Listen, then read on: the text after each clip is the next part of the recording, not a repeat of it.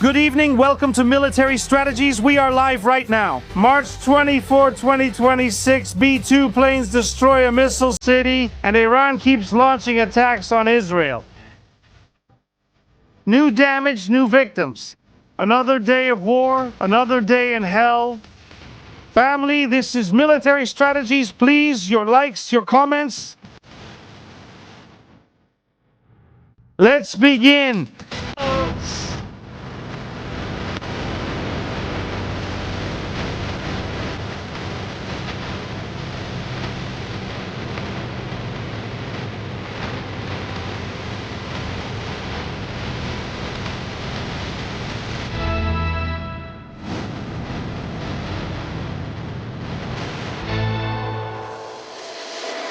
Military Strategies.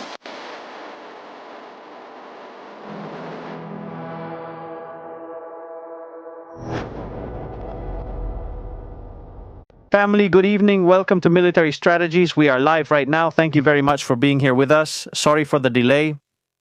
Technical and logistical issues. And also, dinner time caught up with us. We hadn't eaten. Today has been a pretty tough day, honestly. It's been a really tough day today. Also, we'll tell you later what happened today and everything that went on. Well, it's going to be quite a story when you find out.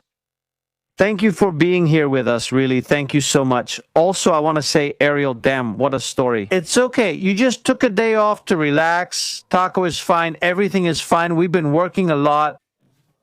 We're not on Twitch because the connection isn't working. We're in a different location because lately we've noticed that the place where we are, for some reason, too much ordnance has been falling.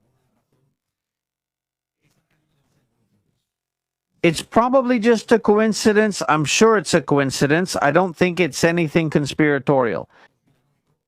But anyway, we prefer a location that's a little more sheltered, safer, so we can do the live broadcast without interruptions. So thank you for being here with us. Thank you for worrying about me, for Military Strategies and everything you're doing. Thank you so much, really, family.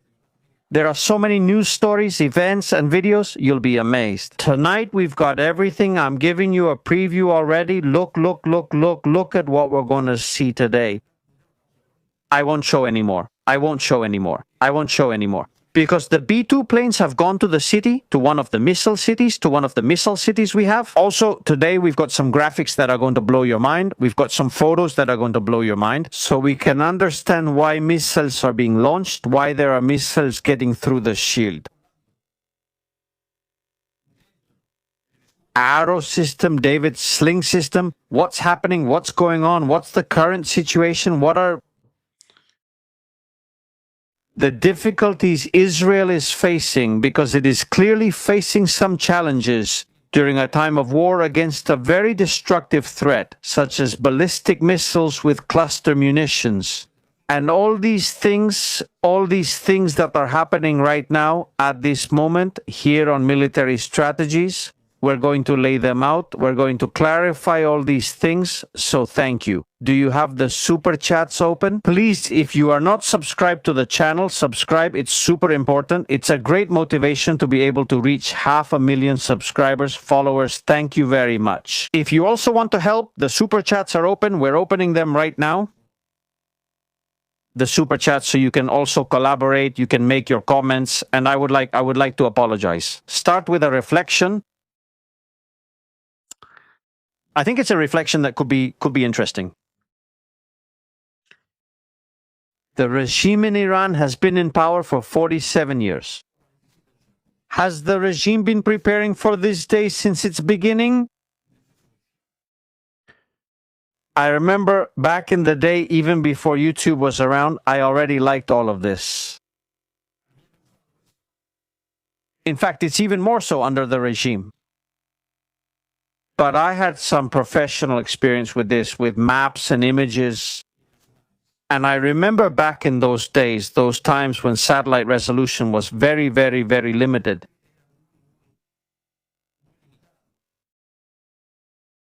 Seeing images of Iran, of their anti-aircraft defenses, of all the systems they had, and then the news would come out. Iran is building silos or underground infrastructure. You used to see black and white images, unlike now when we see them in color. It's a completely different experience, and I'm serious. Compared to what we can enjoy today, watching it live is just completely different. Nowadays, we pull up a Google satellite image that's not even military grade, and we can see everything with a resolution, with colors. You can even see a vehicle, you can even see a cave, an entrance, you can see everything, everything. Back then, that resolution didn't exist, not even for the army. These images that we are seeing back in 97 and 98 would have been images from the future. Technology has advanced a lot. Technology is crucial, especially in these circumstances, in this type of military operations. It's extremely important for both Iran and Israel. Iran has managed to destroy many radars of the defense system.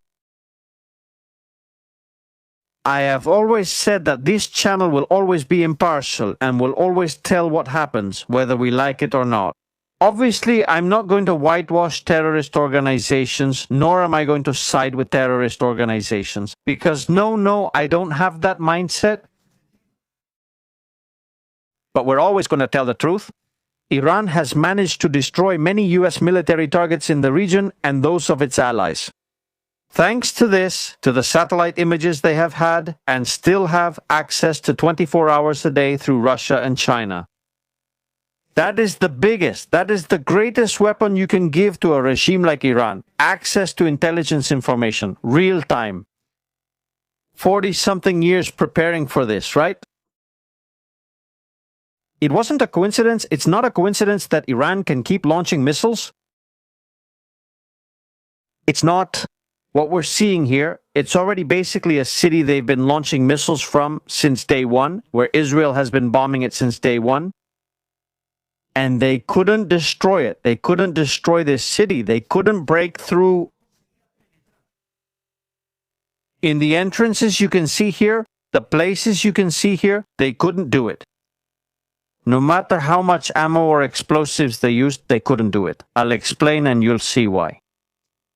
We'll focus on this facility tonight, since everything with the B-2s happened here last night. We have video, we have images. There are hundreds in Iran. Cientos. The launchers that have been destroyed are launchers that were in open areas. Out in the open, they've been or are being destroyed. When a launcher goes out, it's destroyed, but the missile is usually launched, sometimes not, sometimes yes. It depends on the missile they use. There's a big difference. There are missiles that need hours of preparation. There are missiles that need 30 minutes, or there are missiles that only need 10 minutes to be launched. Therefore, the windows of opportunity to destroy the threat become much smaller, depending on the type of weapon we're talking about. Why do I say this? Because at the same time that we study Iran, we study where their factories are, where their technology is, how they work, how they operate, their entire missile program, how they build missile farms, the drones. They do the same thing. Iran watches every single video of their missiles falling in Israel, all of them. And it's inevitable nowadays in the world of information, it's inevitable that Iran has access to the images of those missile launches. By the way, this is a launch from just a couple of days ago from the Tabriz area. A missile that could reach Europe is inevitable for both sides. It's inevitable that this will be seen, that this will be recorded. Where we see some lights falling, some projectiles falling, Iran sees something else. Iran observes, takes measurements, sees the dispersion of the munitions, calculates to improve more and more each time. And look for ways to overcome the system, look for how to make it fail. What we're seeing here, how to make these missiles fail and not intercept that missile launched by Iran. There you see it, thank God. That one fell in open space. That wasn't the case today. Today, missiles and cluster bombs, cluster projectiles have fallen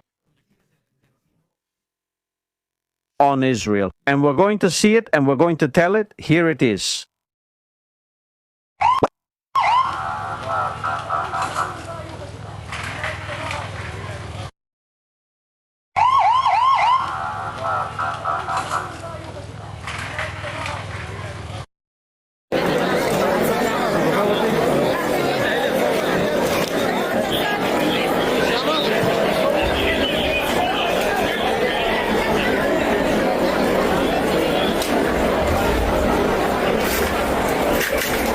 What we're seeing is reality. It's not a lie. There's a war. Israel is suffering. But it's not the destruction of the entire state they had announced. And there's still a lot of war left. There's still a lot of Israel left.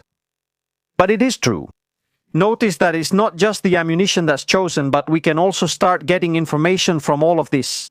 Some areas are targeted with cluster munitions, while others are attacked with standard high explosive ammunition. There are places where they know that firing there has a higher probability of causing casualties.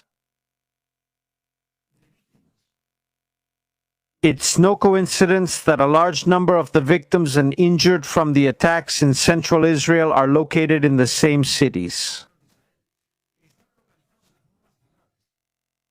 It's not a coincidence. Nothing is a coincidence. It's true that there's a population within that metropolitan area. Well, that exists in a parallel world in every way. Sometimes they don't even notice when a missile arrives. We saw it a couple of nights ago.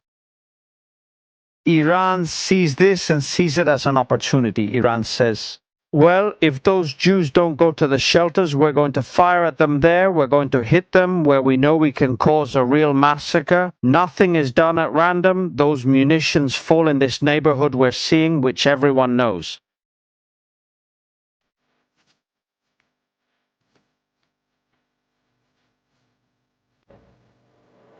Because also, Iran knows that the structures here are very old, they're poorly maintained, and they are easy to destroy. Very easy.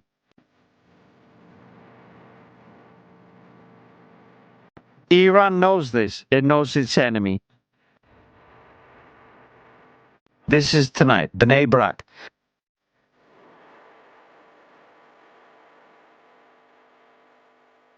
There you see it under normal conditions. All these people who are here on the street, all those people you're seeing down there, they would be in a shelter. They wouldn't be seeing that. But those people, that segment of Israel's population, as I said, live in a parallel world. A world in which they don't understand the risk involved in all of this. They don't understand it. They don't know it.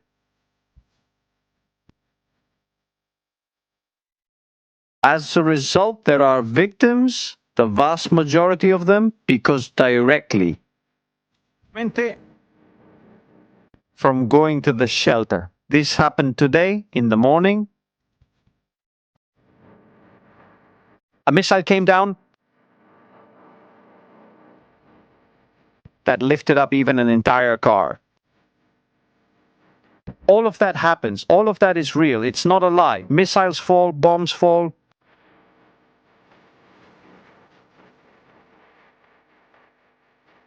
But that's where things stand. What is Iran doing? Well, let's explain to you what's happening. And what's happening today. Talking with Ariel Kanievsky from Duty Historia, we've both had quite an eventful day. Tomorrow you'll know a big part of the work that's been done today. Don't miss it. Tomorrow Duty Historia is going to tell you some interesting things. We were talking about how it's possible that these people get past the shield. How is it possible for them to launch missiles and so many cluster missiles? And you realize how the whole system works? Iran has realized that when they launch a cluster munition, a missile with a cluster warhead, Israel knows it. Because the computers working with the radars calculate the trajectory, speed, and the type of missile. They know it, and they even know the possible weight it might have, by the speed it travels, by the trail it leaves, everything. So, there are times when Israel does not launch or cannot launch the Arrow system for different operational reasons, because that missile comes in below the Arrow system's operational altitude. Or do they prefer to wait until it's closer and use David's sling or the Patriot system? And Iran knows this. What has Iran been doing lately as well? You'll see it in a photo. I have it ready. But it launches a combination of two missiles at the same time, on the same vector, at the same altitude, one missile right next to the other, one with cluster munitions, the other with a standard warhead. So they try to confuse the system so that when it goes out to intercept, it doesn't know which missile to target. But besides those techniques, this is a war. This is a war. Iran already knows this information. They're responsible. You need to understand it so others can too. Why is all this coming down and why is there damage? As the days go by, and look at the evolution. At first, Iran launched a lot and caused little damage. Now they launch less, but they are causing more damage because they are also refining their system. The launch, notice they launch less, but it lands in some places. It lands. Then they have something else. There is a specific missile that they launch, and often, which is more complicated to shoot down. This is the one you are going to see now. SE. That system is already searching for the missile to intercept it. Next, it is searching for it to intercept it. And that's the missile, Kaibar. The Kaibar missile has some characteristics that are different from most of Iran's missiles. The warhead, the reentry doesn't produce as much heat. The thermal signature of that missile isn't so large, and it makes guidance in the terminal phase for interception more difficult. That's why it fails. Sometimes, not always, the hit rate is also very high, but sometimes it fails. Anyway, I even think this isn't even David's sling system. I think this is an Iron Dome. In fact, then both of them explode because they self-destructed after failing to lock onto the target.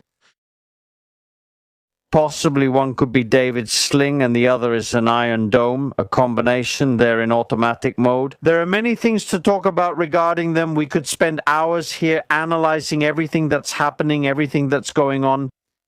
And then there's Iran, which by itself has dedicated itself instead of building.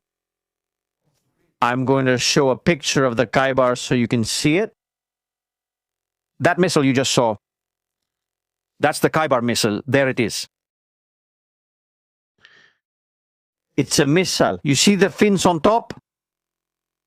You see shark-like fins. They're to give it maneuverability during re-entry, in the final phase, so the missile can orient itself better and perform maneuvers to evade or confuse anti-air defenses.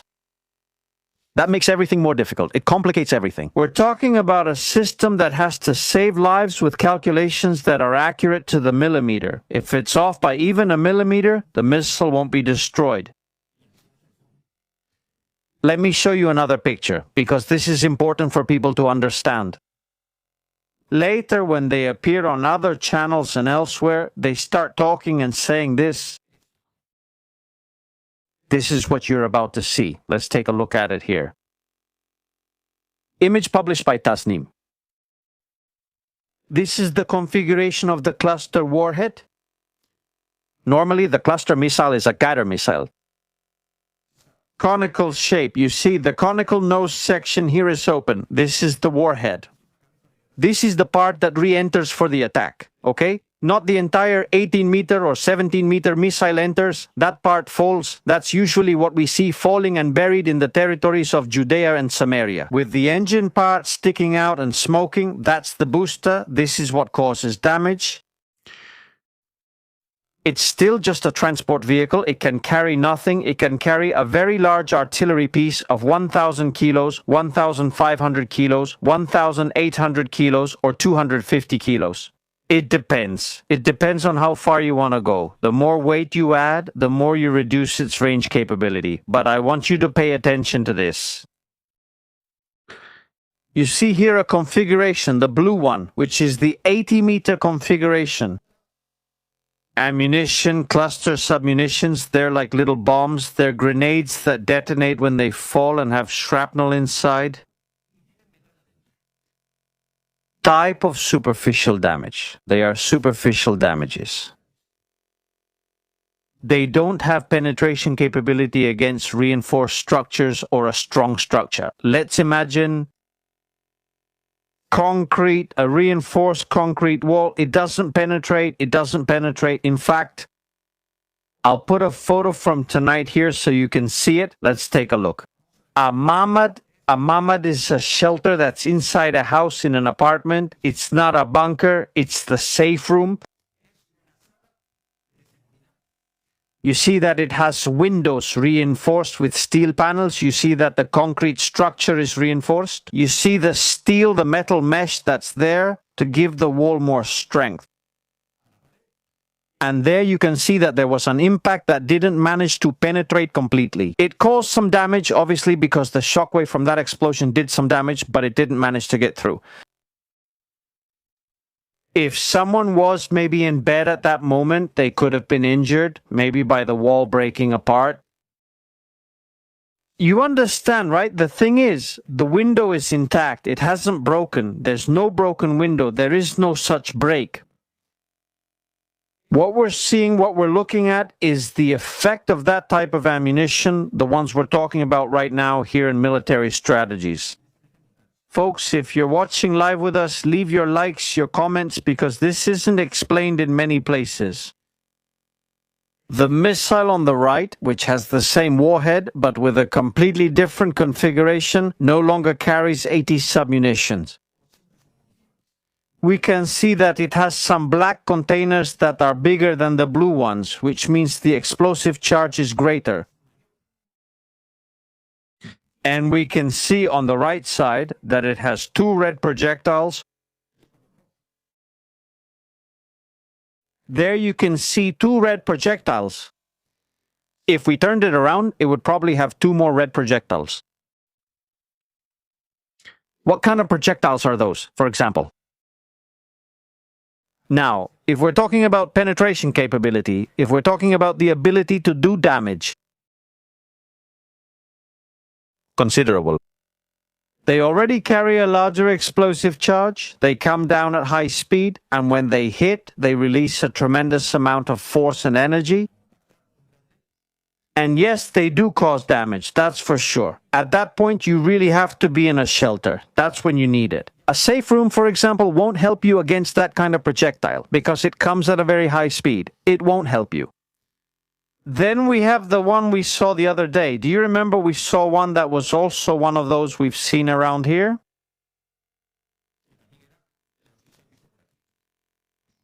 It's made of fiberglass, CAE. It has a limited penetration capacity, but enough to break through the roof of a house, the wall of a facade, and get inside.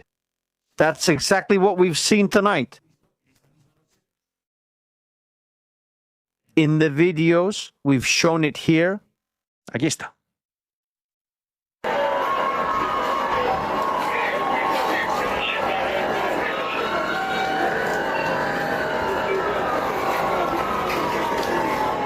So people understand, they'll think it came in through the window, right? Pay close attention to where it came in.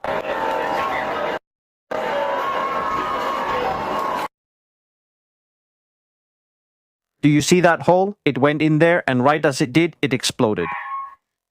And you can see the whole wall. This one we see over there, do you see all the shrapnel it sent flying in every direction? It tore off the facade. Outwards, in fact, you can see that it pushed it outwards, because there are no remains. There is furniture that is destroyed, obviously, but there are no wall remains inside the room. That is, the energy went from the inside out, not from the outside in, which is different. Of course, this causes a lot of damage in these places. A lot of damage, and Iran knows that. As I was saying, Israel has been trying to destroy this place for weeks. Already.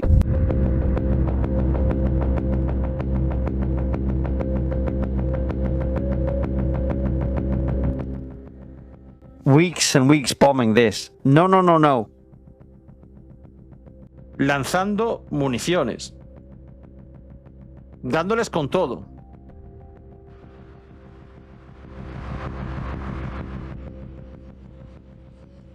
But it was impossible.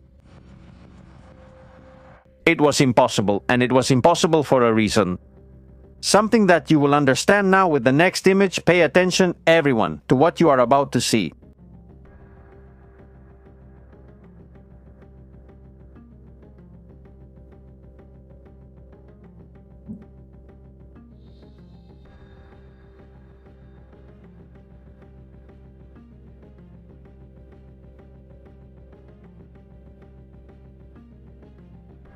It's under a mountain of granite at a great depth, way down below. By the way, we have statements from Donald Trump, who has discussed ending the war. There has been talk of ending the war, and here it is. You can fire all the ammunition you want, but you won't get there.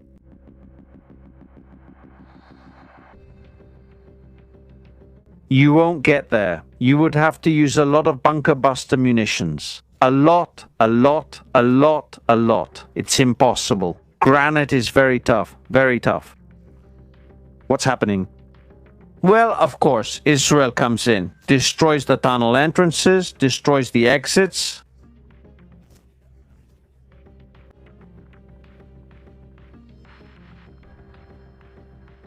But then a machine comes that's inside the bunker and clears the entrance. Example, this image, I think it's key. We see the entrance to the bunker on the left. This one we're looking at. Here you can see it for a second. Let's zoom in a bit so you can see it clearly. Let's see where it is. We lost it. Here it is. Just a second.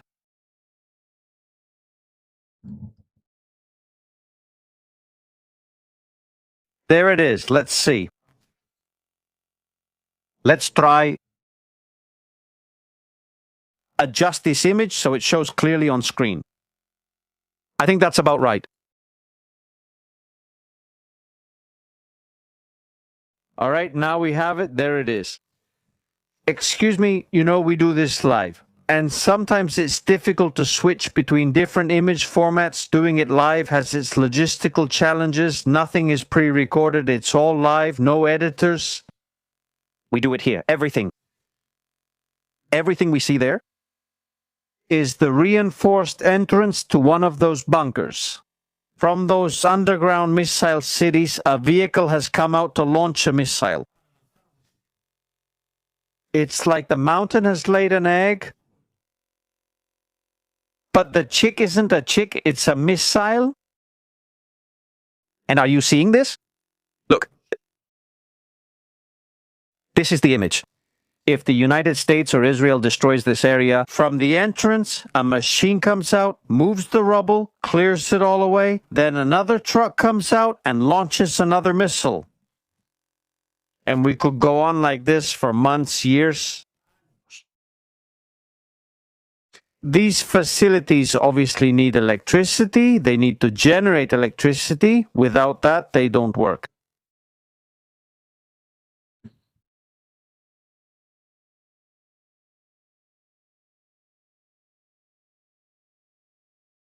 You realize that's the hard part, right? We watched this video. Here, what we're seeing is an above-ground missile depot. These are easy. You come in with ammunition, destroy it. You see a vehicle, destroy it. It's easy.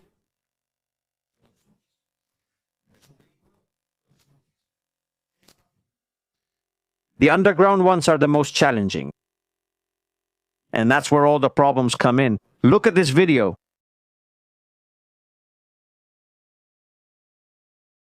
you can attack warehouses that are on the surface, but underground it's a completely different story. All right, this is impressive. Kaibar missile, this is the Kaibar being prepared to be launched. This impression, this... Oh my, the explosion.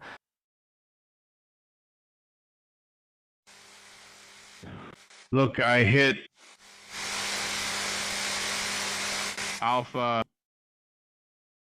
for convenience. Look at the explosion. Oh my God. Of course. That missile you're seeing hadn't used up its fuel. It was intact. It was ready to be launched in a matter of minutes, and the launch was prevented. It was observed that it launched and was destroyed. What happened? What happened? Well, what happened?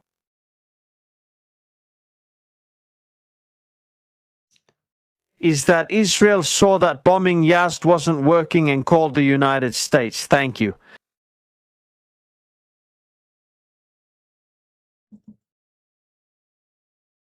So, just like that, they said, look, we can't what?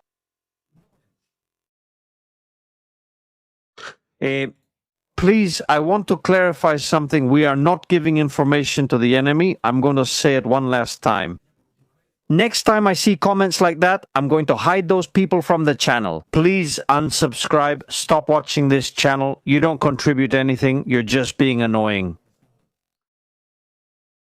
We've been at war for 26 days. I'm away from my home. I came to a country that's at war to report what's happening. It's hugely disrespectful. Also, you're saying that I'm giving information to the enemy.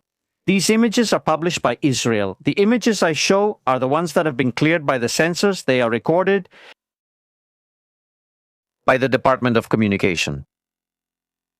What I'm commenting on, Iraq already knows it. I'm not telling Iran anything it doesn't already know. I'm trying to explain to people why the system fails.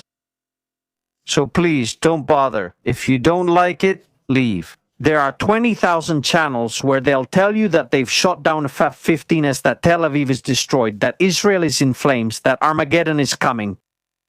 Go to those channels, let them sell you this information, show you AI-generated videos, tell you nonsense, but don't bother me here. It's disrespectful, unbelievable, unbelievable. It makes you not want to stream. I'm serious, it really does. Today is not the best day to come and do this.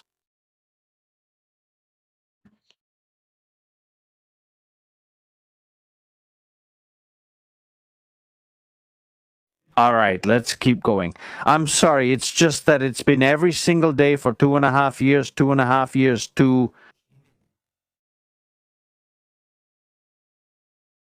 That's enough. Ya está bien. Please, a little respect for the content creator who isn't here that often. Sleeping, 3 hours a day sleeping. These ones here are easy. Son fáciles. Sleeping, which are not easy, are these. Under the mountain, under this granite mountain. That's where one of the biggest problems is, under this mountain. This facility is also a mega facility and is connected underground to this one. What we're seeing is mega facility, very, very complicated. This whole area we see here is a mega city of missiles. All the industry here is for missiles, all of it. All this that we're seeing around here, infrastructure for, and only missiles infrastructure. They had to call the United States and they had to blow up the mountain. They had to come with the famous GBUs. They had to put those munitions on the table and said, well, it's granite, let's drill. Let's drill until we pierce through and destroy. Well, we have the video. We have the video. Israel and the United States launching a joint attack on positions in Yazda's missile city, and we have to see it. Published footage by the Israeli Department of Communication. That's why I say it again.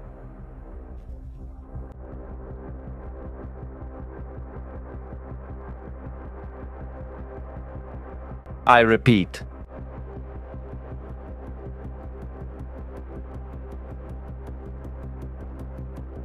The GBU 57s. Siete.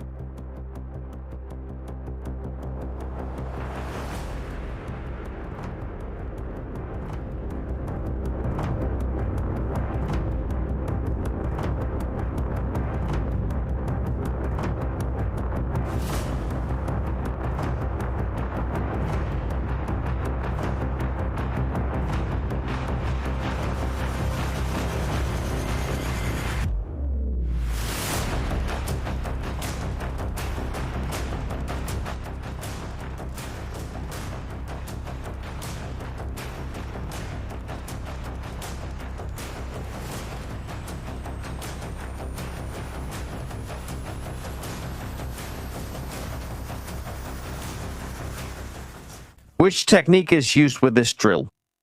Are you looking for a spot on the mountain where you know there's a ventilation system, where you know there's a system that's open or more vulnerable? And you start dropping munitions until you get down to that depth. This is like drilling for oil. You go all the way down. And when you see the massive explosion that blows up half the mountain, then you know what's there. So it's possible that from Yazd, they won't be launching missiles anymore, at least tonight or in the next few days. It's likely, very likely, that we won't come across that kind of facility. By the way, so you can see them from the inside,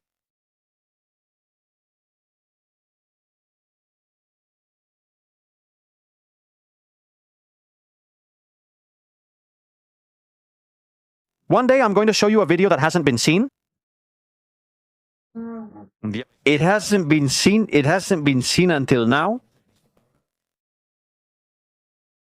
And it's going to help you understand what the entire underground structure of Iran is like. What we can see so that people understand what's inside that mountain. Because you say, well, we see it from the outside. What's inside? Strategies. How is it possible? What's going on? What's happening? Well, you're going to see it. Pay attention to this. Thank you so much for all the memberships you're giving. Really, thank you for supporting the channel. Thank you for the super chats. I apologize. I don't like it. It's the first time I've gotten like this live. I don't like it. I don't like it. I never do. I feel terrible. Right now, I'm about to end the stream. I feel bad. I don't like getting like this. Look, here. There it is. That's Yazd. Missiles. Khyber, there they are, the Khyber. The Gator, you can see the launchers. These two are dead. Both vehicle commanders are dead. We see the missile parts. Look, here the missiles are disassembled. They can be transported, disassembled. You can take them to Iraq, to Lebanon. You can take them anywhere, by the way, in Lebanon. Bueno. On news. The government of Lebanon expels the ambassador of Iran and gives him until Sunday to leave the country. It's not the same ambassador who had a beeper and lost his hands and his eye. That's not him, that's another one. They put another one in. Can this one carry his own suitcases? Lebanon is getting its act together. Well, look at the storage capacity here. Many of the vehicles are civilian trucks. Civilian trucks that they mount a K-bar on. You can take them anywhere in the country, park them, and one day it opens up and starts shooting. These are the intermediate sections of the missile. Look, all the warheads, all the ones that are there.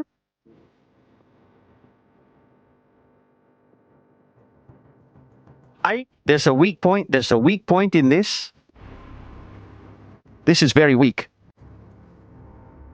If one of these explodes, it causes a chain reaction. They're not compartmentalized, the areas aren't separated. They're probably compartmentalized in some places, but there are points that are very sensitive. If you hit there with a missile, that won't survive. This part we're seeing is the top part, then you have to put it there. The warhead.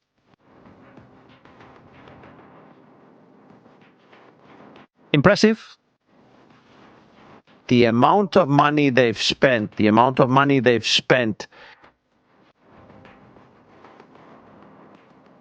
in this whole story. By the way, we were talking yesterday about an image that was very striking. We've also spoken with many people on social media. This community is amazing. Do you remember that yesterday we talked about the city of missiles and we talked about this, about the wells? That's where missiles are launched from? Yes, but also I'm going to tell you what this is called. This is called a kanat. Kanat.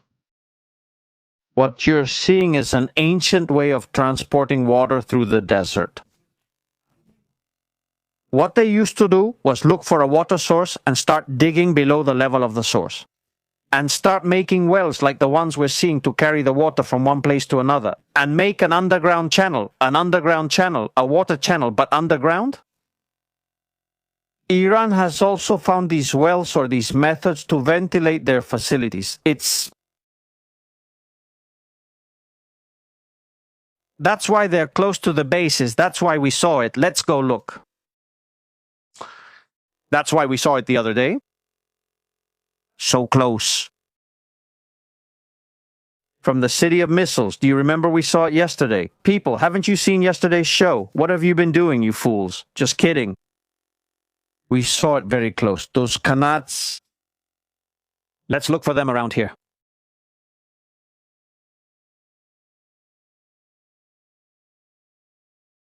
Fordo, we are now in the Fordo area, a completely different area.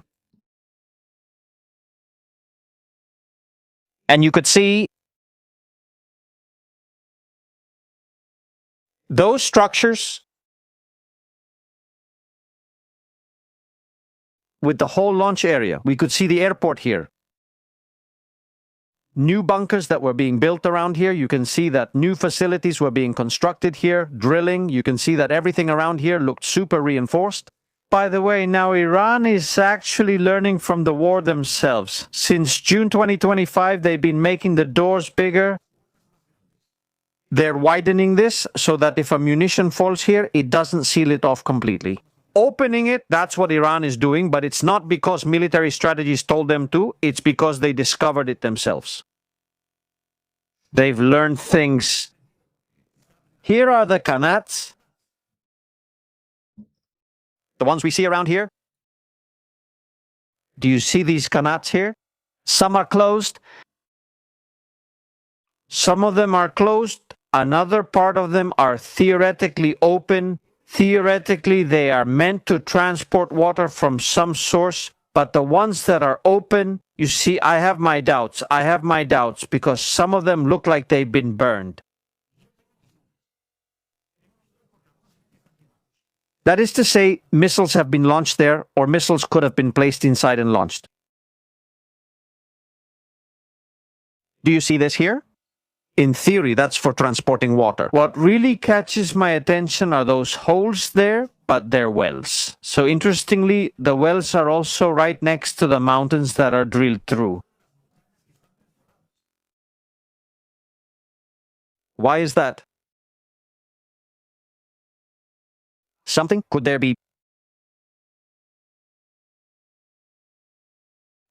be something inside? Notice how the doors are now wider, not as narrow and set at an angle, so that the blast is directed outward and not inward. You see much wider entrances. That's the point.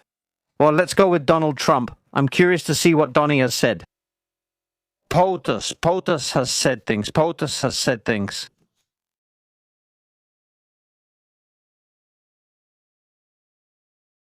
Breaking news. The bill on the death penalty for terrorists has passed the second and third readings in committee and moves to the Knesset for a final vote. Could Israel authorize the death penalty for terrorists? Opinions in the chat. What do you think about this? What do you think? Do you think? What do you think? Death penalty? If not, the Prime Minister of Pakistan, we are ready for negotiations between the United States and Iran. Does Pakistan want to be a mediator? Images of Tabriz. By the way, is oil still dropping after Donald Trump's statements tonight? Some claim the negotiations are fake or non-existent, but I think there are some talks, or there must be. Images of Tabriz. More destruction, another important facility that, by the way, the IDF published a video that we will see later. If we have time, we will try to show a map of destroyed facilities. Super interesting. Let's continue with this. President Macron has spoken with Pezeshkian by phone. We don't know what Macron told him. What could he have had to say to him? Some story in Lebanon. Today missiles from Iran were falling in Lebanon, but be careful, there's a catch. Iran hasn't fired at Lebanon, it hasn't fired. Images from Lebanon. The IDF destroying. They're very nervous. The people from Spanish television are very nervous. In fact, I'm going to show you something that's going to blow your mind, just how nervous they are. Spanish television, I'm going to hand it over to the journalists. Journalists,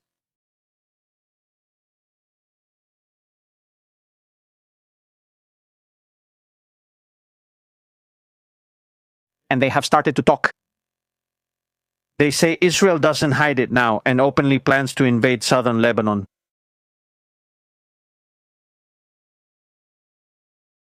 I mean, news, Spanish television, let's look around here.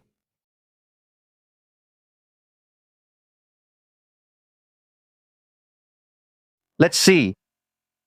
By the way, greetings to our friends in the Canary Islands. I think there are floods happening. It's raining a lot over there. They're having a pretty tough time. Greetings, friends. If there's anything we can help with, we're here. Just send us an email. Missiles are coming. Missiles are coming. Let's see. Who's coming? Who's knocking at the door? Eilat? Friends from Eilat? There are some very important people on this channel who live in Eilat. Thank you so much for being here with us. To the shelters. We have to go to the shelters now.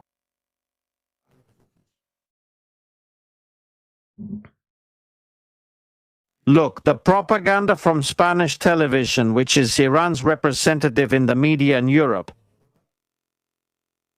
Look at the headline. So malicious that it makes... They are desperate. They are very desperate. They are having a hard time without the envelope arriving.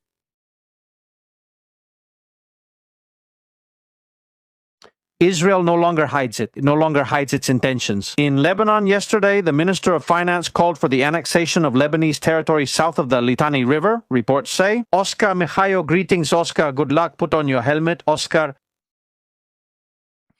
The vest is fine, but put on your helmet. Put on your helmet. Avoid areas where authorities advise leaving. For your safety, not for anything else, but the helmet, put it on. It's not just for show. If the situation is that bad, put on your helmet. I know it's heavy and it's hot, but safety comes first. Oscar, especially when delivering this kind of news. Israel hasn't said it wants to annex Lebanon. Israel has said it will stay south of the Litani River until it's safe and there is no threat to Israel. That could last a month, it could last a week, or it could last 50 or 100 years. But saying they want to annex, they're not going to build cities in southern Lebanon, right? But the headline, Israel no longer hides its intentions. No longer hides. No, Israel has never hidden it. We want security, we want security, we want Hezbollah to stop launching drones, missiles, to stop killing anyone with an anti-tank missile. They recently killed a man who had just been interviewed on television. They had just interviewed the man and he was murdered because he was driving his car on a road. Why didn't they kill him? because it's shocking, isn't it? It's shocking. The things people say and the things you see are shocking.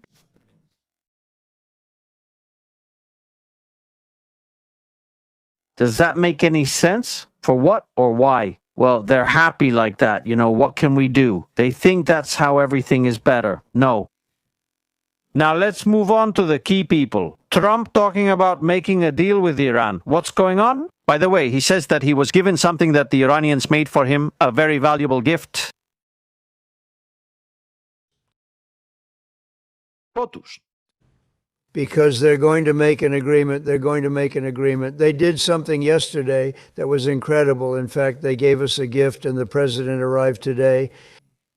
And it was a big gift worth a huge amount of money. And I'm not going to tell you what that gift is, but it was a significant prize. And they gave it to us and said they were going to give it. So that meant something to me. They said that the right people Are going to reach an agreement. Yesterday they did something incredible. They gave us a gift and it arrived today. It was a very valuable gift worth a lot of money. I'm not going to tell you what it is, but it was a very important price. Thank you. Alarms are going off in the background. Not sure if you can hear them, but they're out there. Thanks. No, it wasn't nuclear related. It was oil and gas related, and it was a very nice thing they did. But what it showed me is that we're dealing with the right people because, you know, you don't know because the leadership was, Well, he says it's something related to gas and they did a very nice thing, which showed me we're working with the right people because you just don't always see that. He's negotiating with some, huh? He's negotiating with the right people. It means that not everyone in the regime is part of the negotiations. Not everyone is part of the negotiations. Keep that in mind. Not everyone, only some, not all. Thank you. What does he say about the partners? What does he say about the Strait of Hormuz and the war? well, you're going to see it.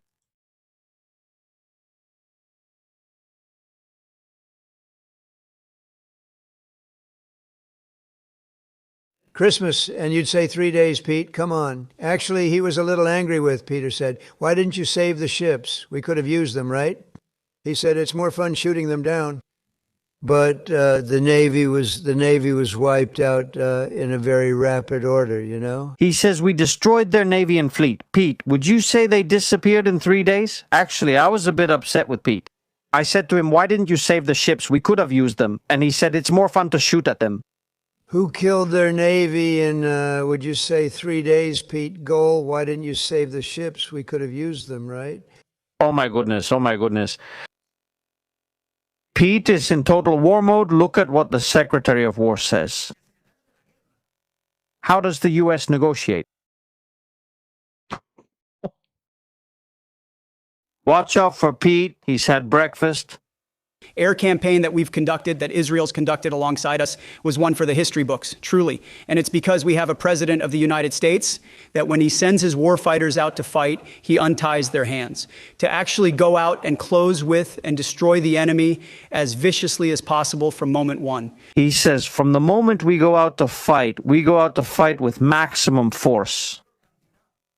Viciousness, meaning we can translate it as power, violence without compassion. Let's go. And that's how it is. That's right. We see the negotiations, the negotiating side of it, alarms in Eilat. He says, We negotiate with bombs. We don't just negotiate with bombs. you have a choice as we loiter over the top of Tehran as the president talks. He says you have the option. He says you have a choice. He says about your future. The president made it clear you won't get a nuclear weapon. He says the president made it clear, no nuclear weapons. The department adds that our job is to make sure of that, and so we are keeping our hand on the throttle for as long as necessary. He says, and we are going to hold them from there as long as necessary so that they don't have nuclear weapons. He says the president has said no to nuclear weapons. Incredible. Incredible. America negotiates with bombs? This is questionable, huh? Is this questionable? What does he say about Saudi Arabia? Because here bin Salman has something to say. The prince, how is he handling the crisis? What does Trump say about this issue? Let's take a look. Saudi Arabia. What do you hear? He says you've heard about Saudi Arabia.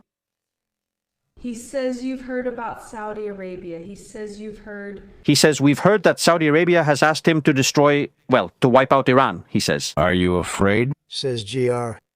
He says he's a warrior. He's a warrior He is. Fighting with us. By the way, Saudi Arabia's been. Thank you, UAE. Excellent. Emirates, excellent. And I'll tell you, Qatar. incredible. Increíble. Saudi Arabia. What do you? Did he leave out Spain? What about Spain, POTUS? Pedro Sanchez on Iran's missiles partner in NATO. How do we see it? Are we wrapping up now? We're wrapping up. Rota Moron. We're heading to Morocco. Coming soon. What does Trump say?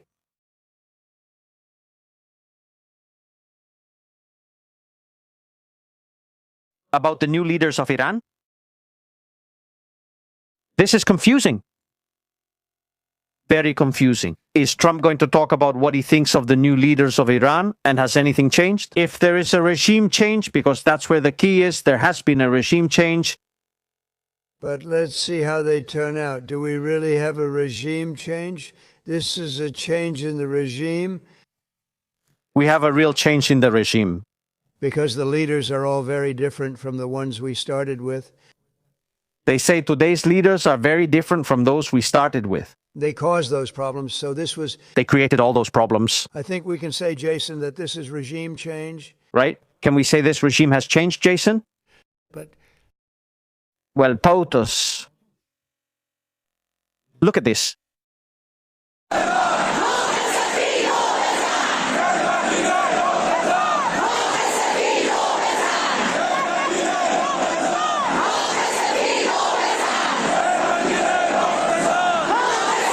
They're asking the Revolutionary Guard to fire ballistic missiles at the White House. No.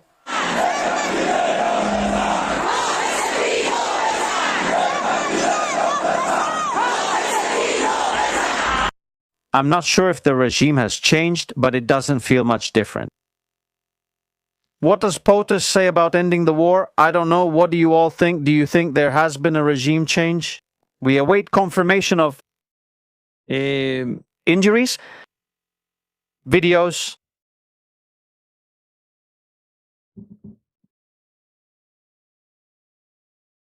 Let's see what happened to Eldad.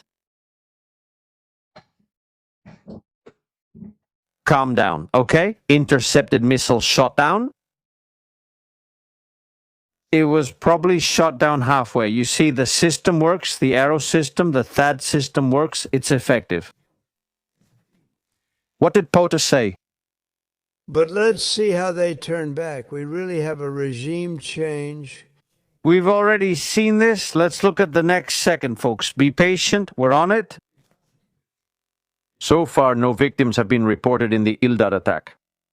Are you talking about finishing it? He says, are you talking about ending it? Well, I think we're going to finish it. He says, I think we're going to finish it. I can't tell you for sure. I can't tell you for sure.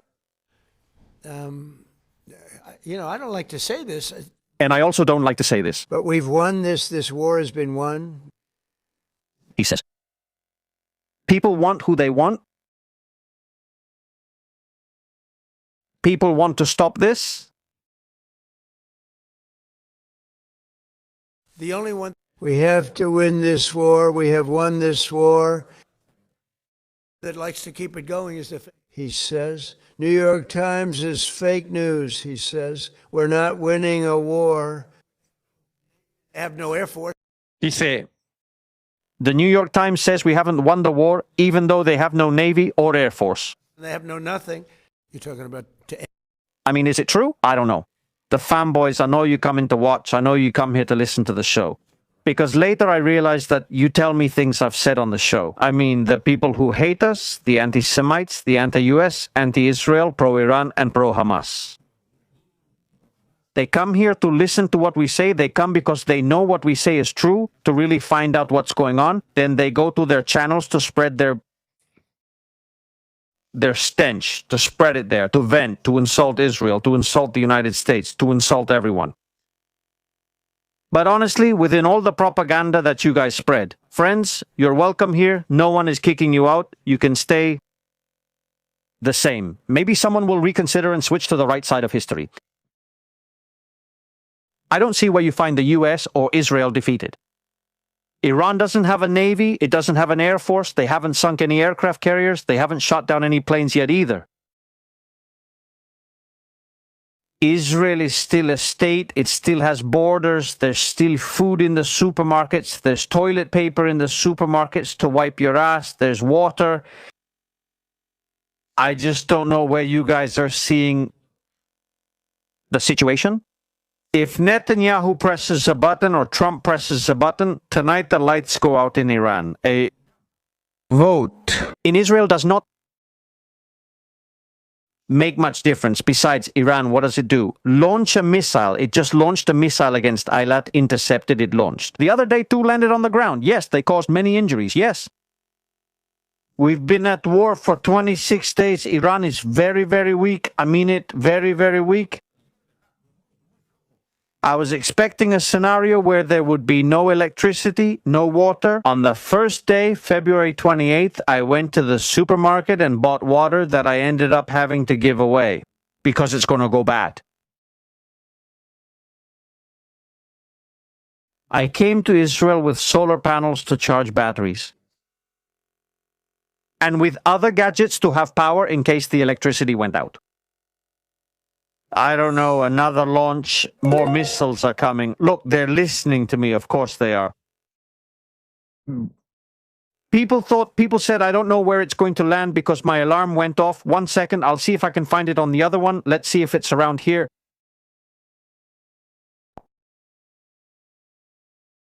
If you know where it's going to land or have seen the pre-alert, please let me know. No, seriously, I thought that this was really going to be like those CIA videos. Some destruction and stuff, and some...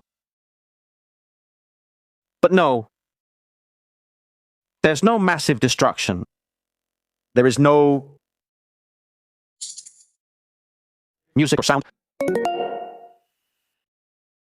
Let's see, 1 second.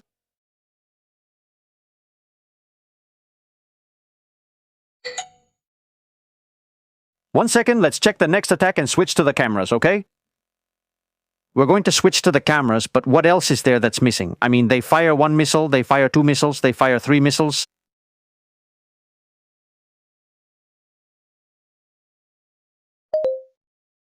What else is there? There's something else, there's nothing else. Tron is saying it, we've won the war. He's saying we've won the war.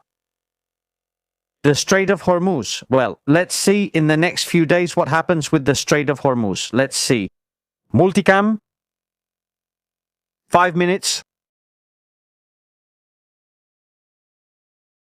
Central Israel area, Ashdod area, Jerusalem area.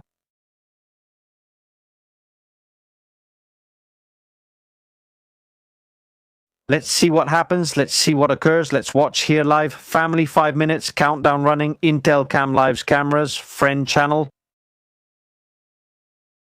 You can only speak English there. I send you there often to stay with the cameras on friend channel so you can watch. Gostam area, early warning.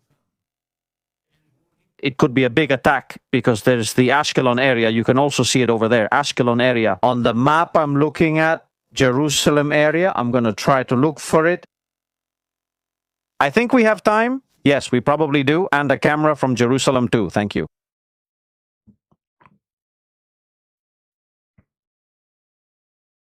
We can have a full view or not of this whole story.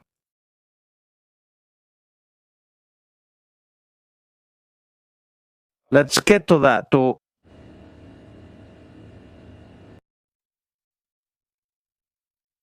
sound in Tel Aviv. We're also connecting audio.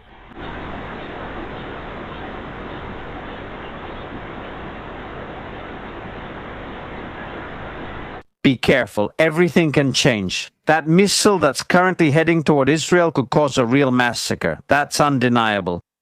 I'll say it again. This is a war.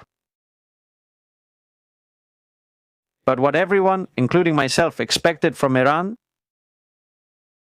has nothing to do with this. Nothing at all. They are completely different scenarios. Not even close, really. People couldn't have expected Iran to be so weak militarily.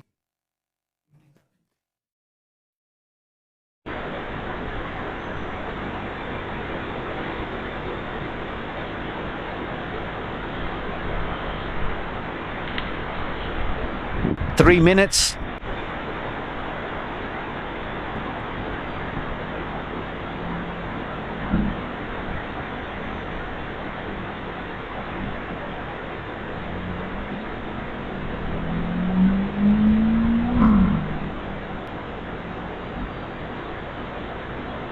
Jerusalem area under alert.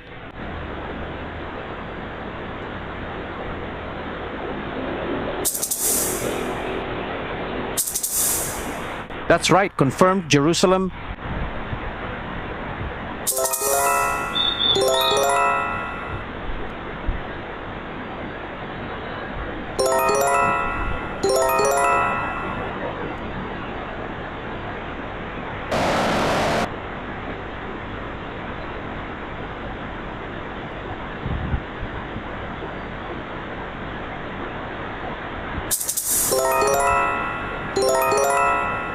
Jerusalem area.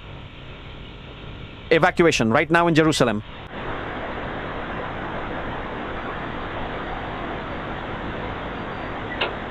We can see people leaving the hotel who are inside, and they're being told they need to leave.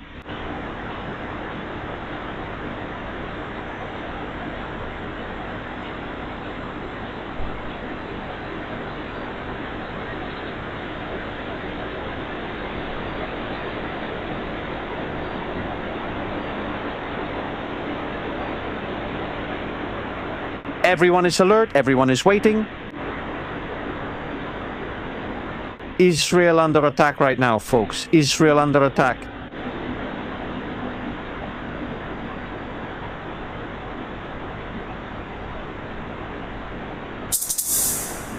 More alerts, Jerusalem.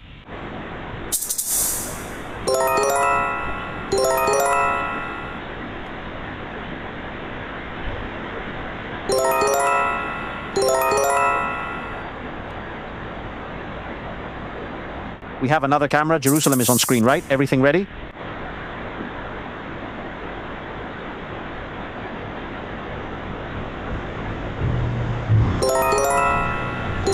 More alarms.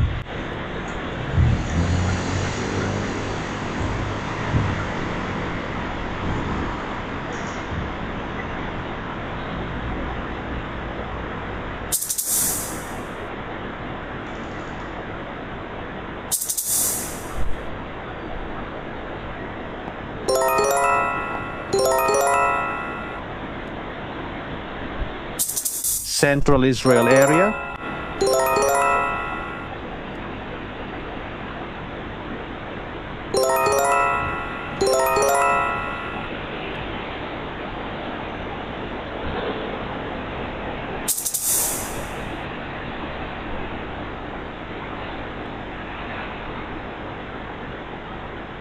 Everyone stay alert. Explosions.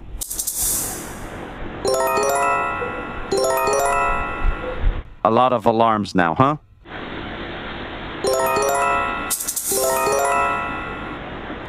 The alarms continue in Jerusalem.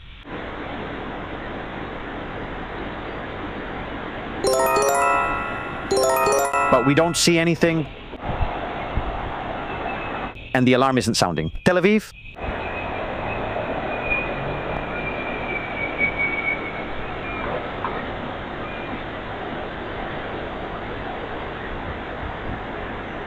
Right now, people in Ashdod, in Ashkelon too.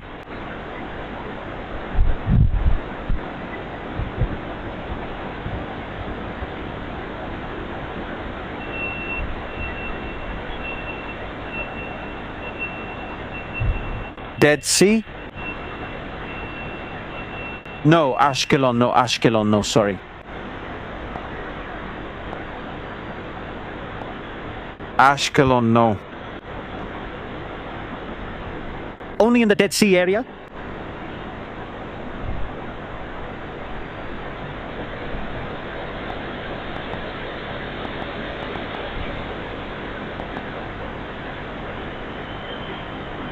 We're not going to see anything on camera.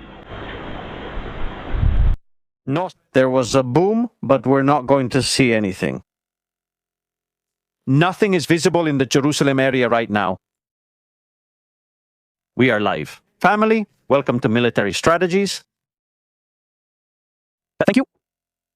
Everyone looking at the sky right now to see whether any of those missiles are visible. For now, nothing. We don't know for now what could have happened, what might have occurred, but we are live.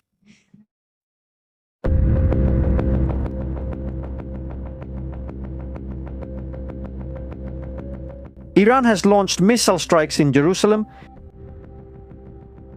Also in Tel Aviv, there are alarms, missile strikes in Jerusalem.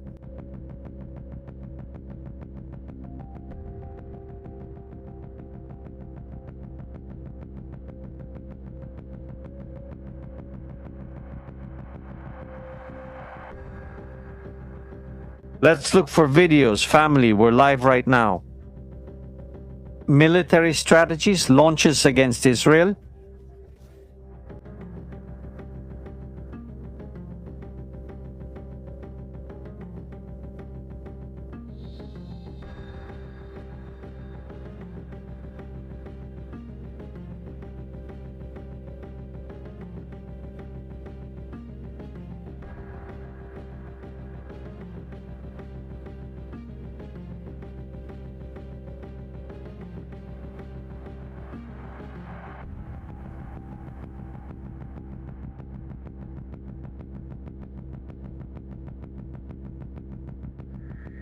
One second, we're checking.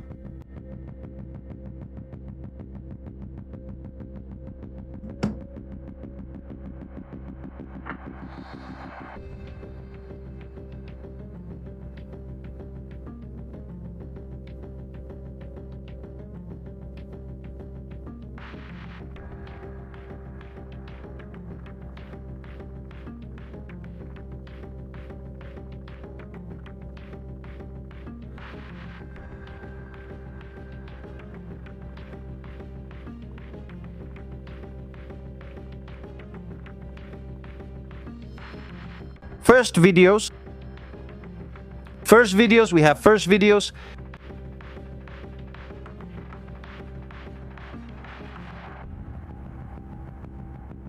We have first videos, family, we are live.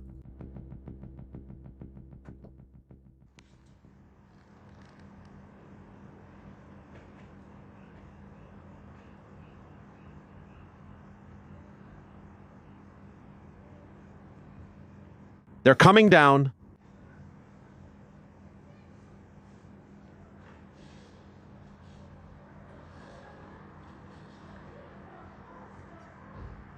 They intercepted, it seems. There are no injuries at the moment. At the moment, there are no injuries, missiles. It could be that they were shot down. At the moment, there are no injuries. Thank God. For now, there has been no loss of life. A rather strange attack. Or maybe not, maybe not. Let's take a look at it here in the footage. We're introducing a new element into military strategy. The trajectory of the missiles.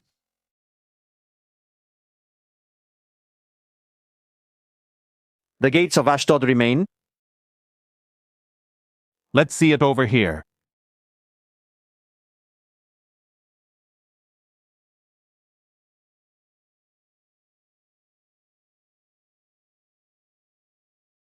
Here we see it.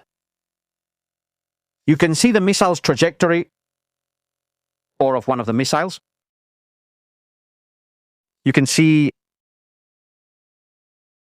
Se puede ver por aquí.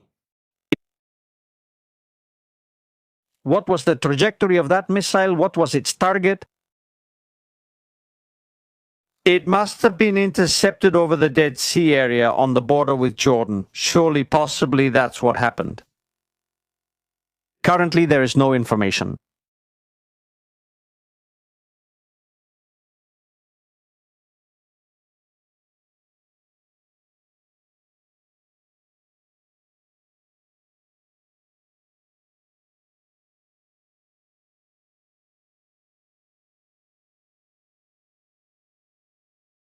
There are no videos. When there are no videos, that's good.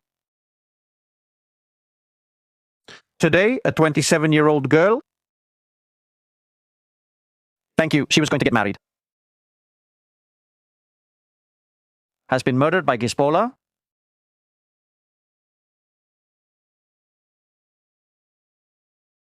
Today, a 27-year-old girl who was going to get married. Murdered by Hezbollah.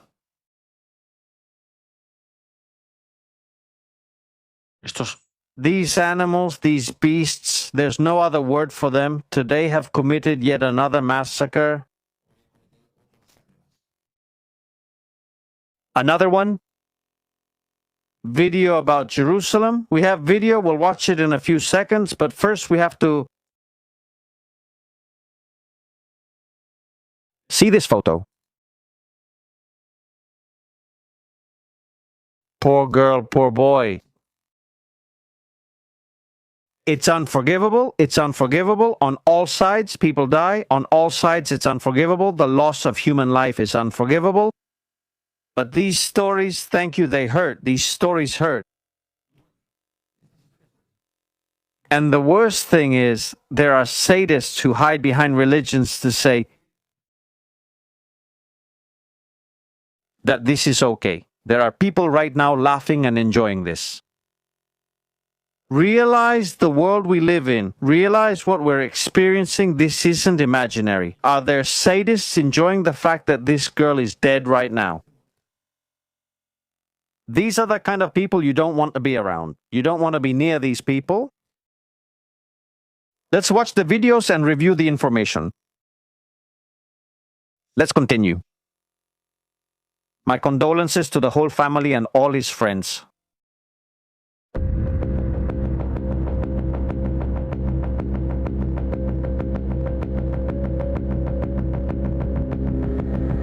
Interceptor from Jerusalem, David Sling. Let's go, guys. He's looking for it.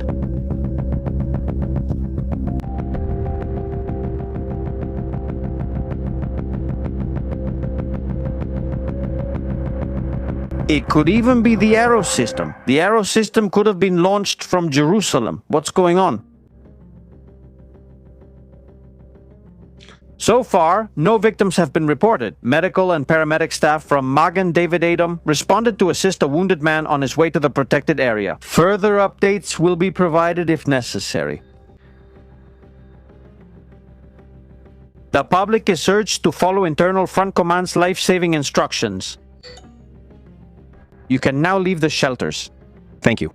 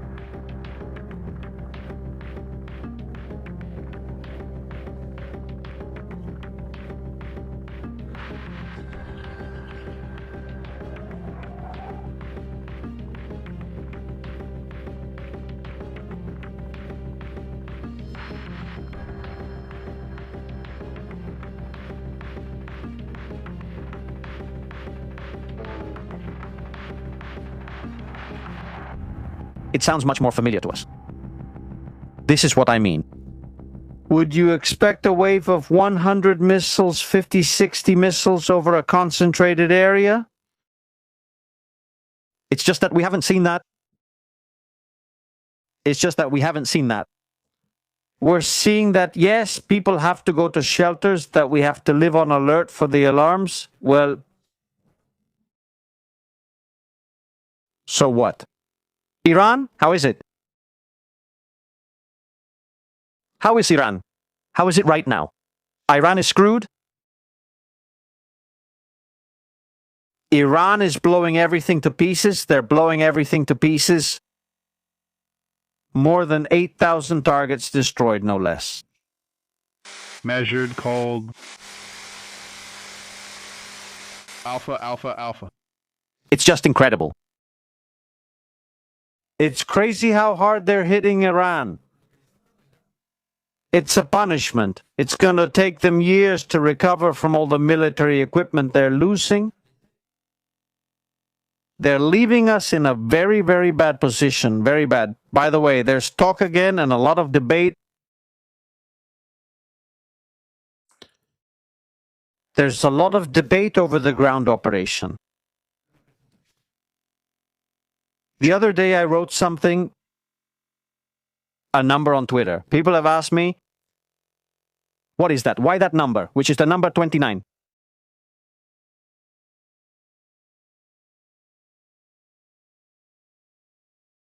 The number 29, it's the day when there's a new moon this month. It's a window of opportunity. If an amphibious or airborne assault is going to be carried out on any position anywhere in Iran, I'm not saying where, just anywhere in Iran. It has to be during a new moon. Preferably. There's a boy who flew out the window.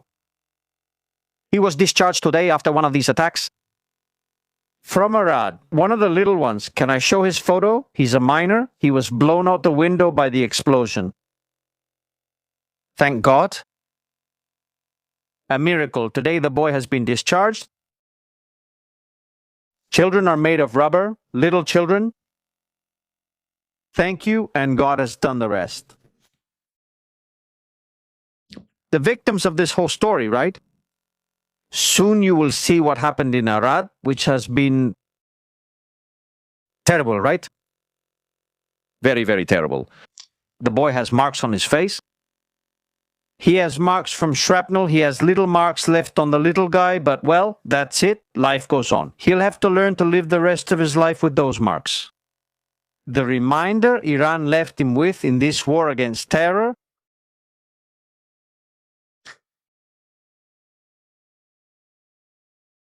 News. The victims are the people of Gaza, everywhere. The children are the victims of all this. The children, it's the result of society's incompetence and of their parents. What happened in Gaza that's widely discussed and debated, thank you. Can children be raised in hatred? There can't be schools where they are taught how to say the word, but to do bad things to a Jew. You can't teach children to hate other children, can you? What's the difference between... To me, this whole war, everything we've been living through since October 7, 2023 is bewildering. At the level of human nature. The same species massacring each other day after day, some dropping bombs in one place, others dropping bombs in another, day after day. Thank you. And I say again, the loss of life is not good anywhere. If someone deserves it because they're a terrorist and fighting in a war, well, what can I say? Does he know where he is? I mean, the guy who's at a missile launcher or hiding in a tunnel under a hospital, he knows what's going on. So, okay. By the way, Israel, the other day I was in Gaza. Oops, I've already said something I shouldn't have. The other day I was near Gaza and I was looking at some areas of Gaza from a distance.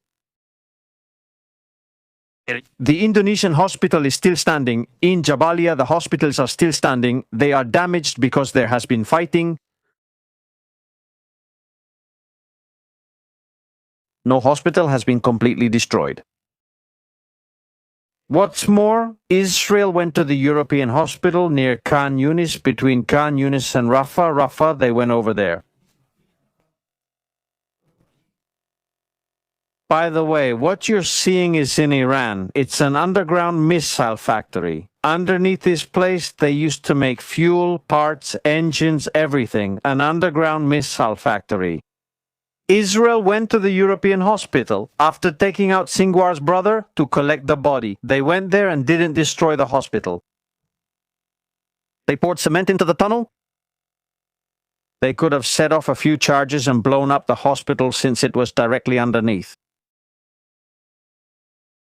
But Israel didn't destroy the hospital, they filled the tunnel with cement.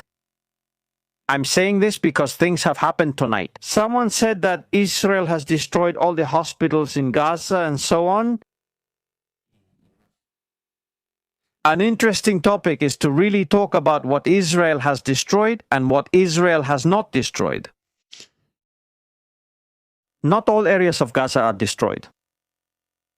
We see on TV the part that might actually be destroyed because it's the most striking. Some central areas of Gaza remain intact. In fact, they haven't even fired there. There haven't been any shots fired in those places, thankfully. There haven't been any shots fired in all of Gaza, thankfully. I've seen this too. I've seen a map where there were areas where you couldn't shoot because the concentration of civilians was very high because there were hostages. At the time, you had to get triple authorization to open fire in that place to prove a confirmation after confirming and reconfirming before opening fire in certain areas. So, not all the buildings are destroyed, not all of them. There is a destruction that is undeniable. Beidanu is Marte, Yavalia is Marte.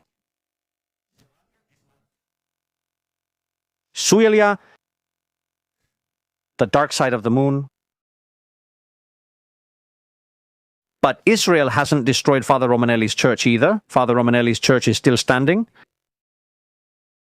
But there are people here who say that Israel has gone to destroy churches.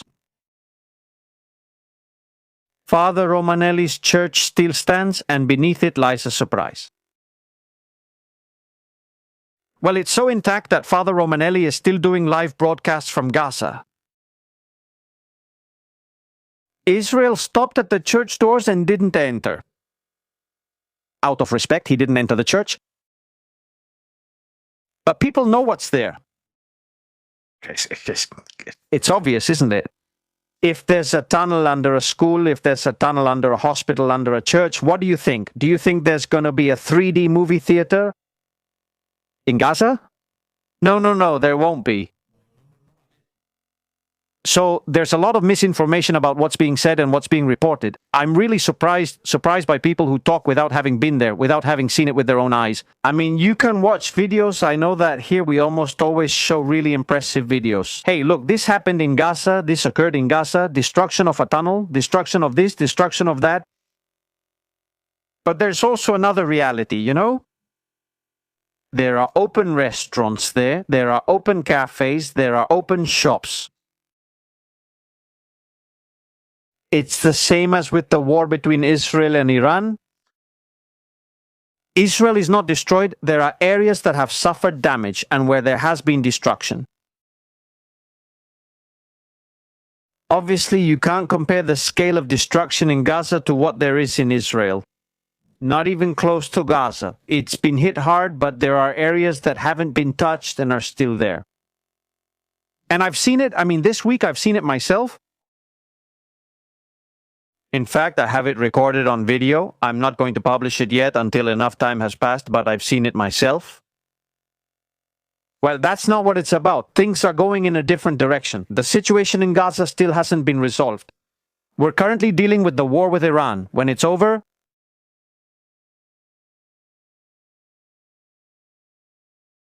well, we'll see what else comes up, what else there is. Because we'll have to go back to the Gaza issue. We'll have to solve the Gaza issue.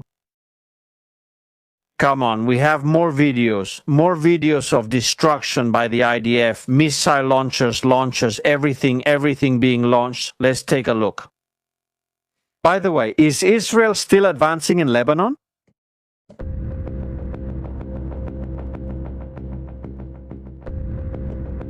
Let's see what's going on here.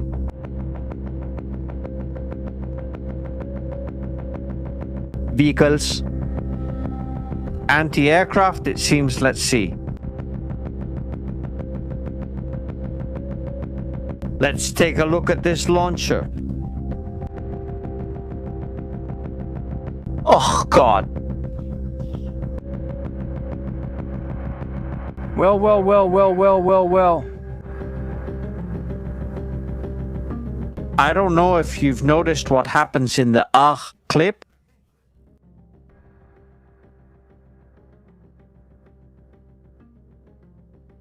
The missile locks onto the truck's cab by heat, hits it, the door opens.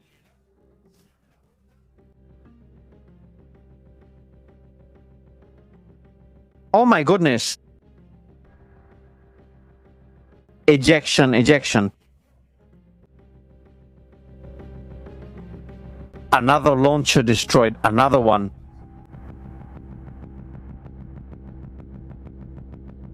That really... What we're seeing there, they have hundreds of those launchers and they're very cheap. It's a truck trailer. That's where there's a real problem because there are endless amounts of those. Any truck can set up the structure, lift it at an angle, fire, and that's it. Wherever it lands, it lands.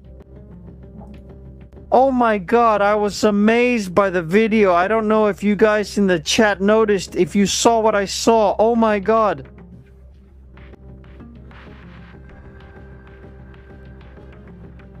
They were dummies. Someone here said they were dummies. Maybe the trucks were painted with 3D paint.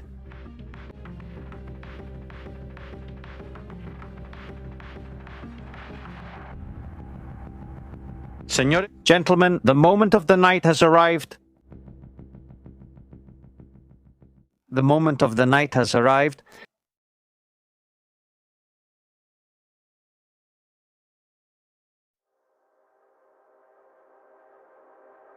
Dasha neighborhood, Beirut.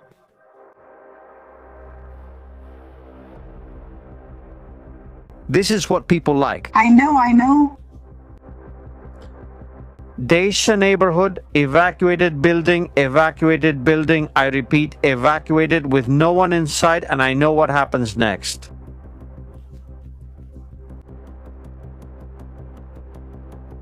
There was a warning. Hours before the evacuation, Israel called the guy who evacuates them to ask, is there anyone left inside? No, there's no one left inside. Okay, goodbye. Attention. Of the flying driver. A tsunami.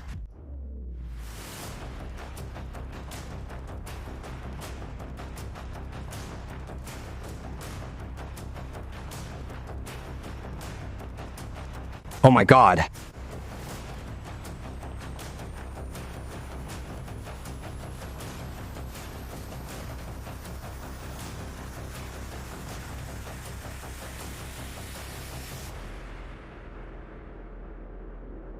Oh my God, phew.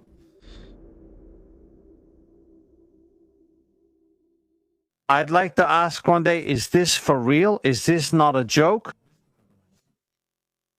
I'll say it again. The buildings have been evacuated. I'll say this again.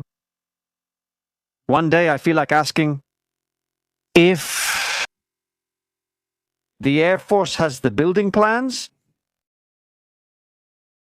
they know where the structure and foundations are.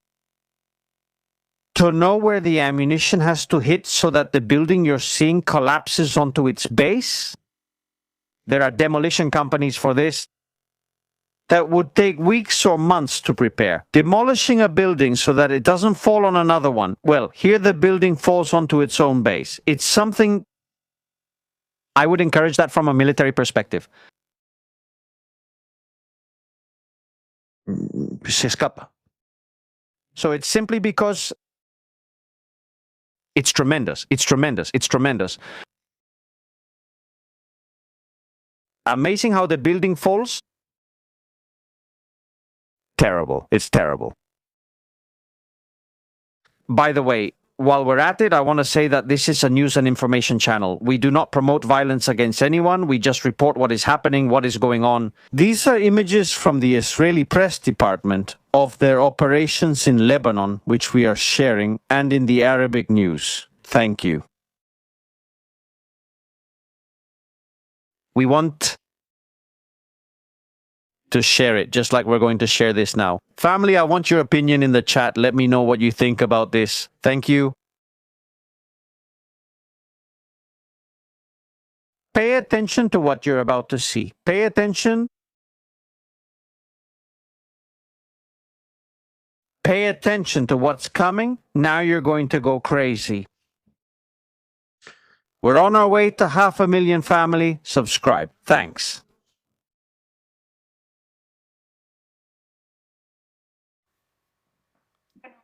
Well, we have confirmed that the destruction of the healthcare system has had very serious effects on the physical and mental health of the Palestinian population in general. Directo en Barcelona. Leave Barcelona. We have confirmed from Barcelona that the healthcare system... Listen to this. From Barcelona... Well, we have confirmed that the destruction of the healthcare system has had very serious consequences. How do they know it had serious consequences if they're in Barcelona? Who are the sources? On the physical and mental health of the Palestinian population in general, but our research mainly focuses on the impacts from a gender perspective. She is Pamela Urrutia, a researcher, UAB School for a Culture of Peace. Reproductive genocide among women in Gaza. Careful, okay? Gender, and we pay special attention to the consequences for the health rights and reproductive rights of Palestinian women. And in this way, we see that experiences like menstruation, pregnancy, Experiences like menstruation, listen to this. the reproductive rights of Palestinian women. And in this way, we see that experiences like menstruation, Menstruation, pregnancy, childbirth, pregnancy, have become a real nightmare. a nightmare. Menstruation is a nightmare. In Gaza, the women of Gaza have a special kind of menstruation, different from that of other women in the world, and it's a nightmare. There, women have their period, their menstruation lasts for 2 months because of stress, according to studies from Barcelona. It's a special kind of menstruation. Israel is dropping munitions in Gaza that are making women's menstruation a nightmare. As previously mentioned, they have continued Reproductive rights, right? the thousands of births in extreme conditions. Thousands of births in extreme conditions. I don't know. Look, a question. Maybe not. Maybe the study is fine. Maybe the study. When they did it, it was when the girls, the hostages, were in Gaza in the tunnels. And the poor girls were menstruating, having to live with their pants full of blood for weeks. Menstruating. Maybe it's referring to them. I think so, huh? I think so. There's no possibility of prenatal or postnatal care. No prenatal or postnatal care. The maternity hospital, where they have the pool for giving birth, wasn't working. With an increase in abortions of up to 300%. An increase in abortions of up to 300%. An increase in mortality during childbirth in premature births. There is mortality in premature childbirth. Overwhelming data, not about situations of cesarean sections without anesthesia, and that's a situation cesarean section without anesthesia. A critical situation that persists, let's say, in the sense that precariousness continues. In the United Nations data from March, they already pointed out that more than 500,000 Palestinian women are of childbearing age. They required these sexual and reproductive healthcare services. Well, they needed sexual and reproductive services. Joe Biden and Kamala Harris sent them $40 million worth of condoms.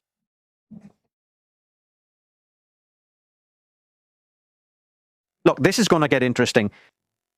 That wasn't the topic. That wasn't the topic. Really, that wasn't the topic because it wasn't. We didn't want to bring up this issue.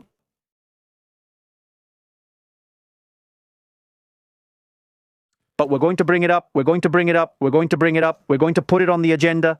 Total nature. No.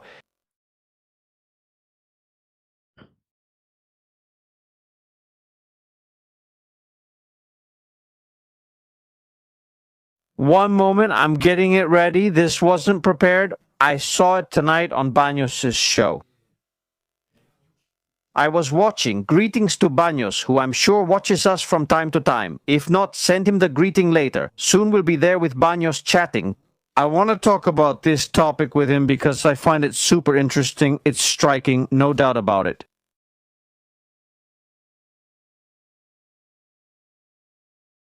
There's an image, well, there are several images from this war in Gaza that are very striking. There's one from Shifa Hospital. During the first Gaza City campaign,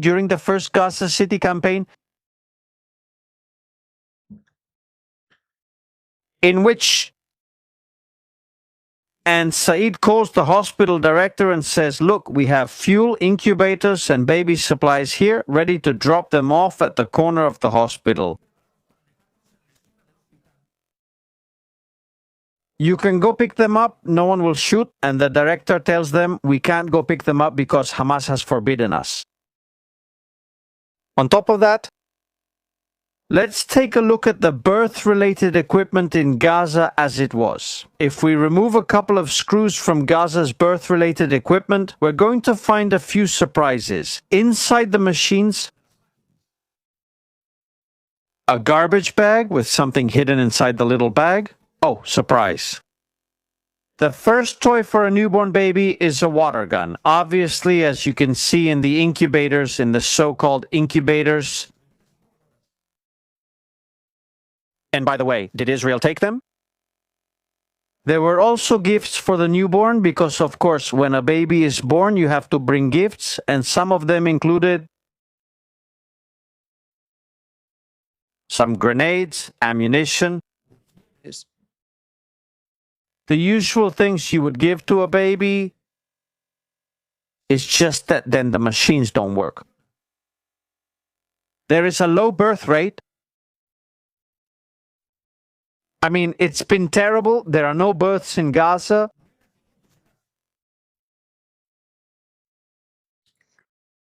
One second.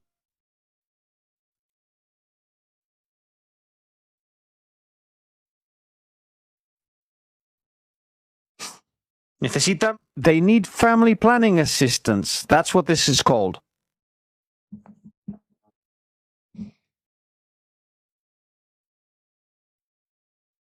Joe Biden sends them condoms, 40 million condoms over there so they could do a bit of family planning. And here's what happens. The Gazans, who are very intelligent when they want to be, take the condoms, fill them with helium. They tie a little string to them with something burning, with burning cotton. And when the wind blows toward Israel, they launch them. So that later, when the condom breaks... Be careful, they do break, you know? Be careful, they do break, it falls, it sets fire to the fields of Israel.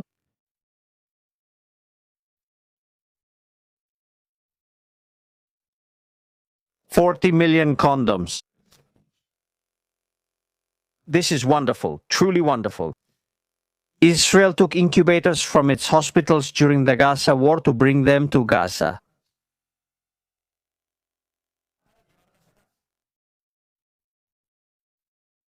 We're seeing it right there. And also, we know it's true because it was done with the collaboration of international organizations. The thing is, this hasn't been made public or people haven't wanted to talk about it.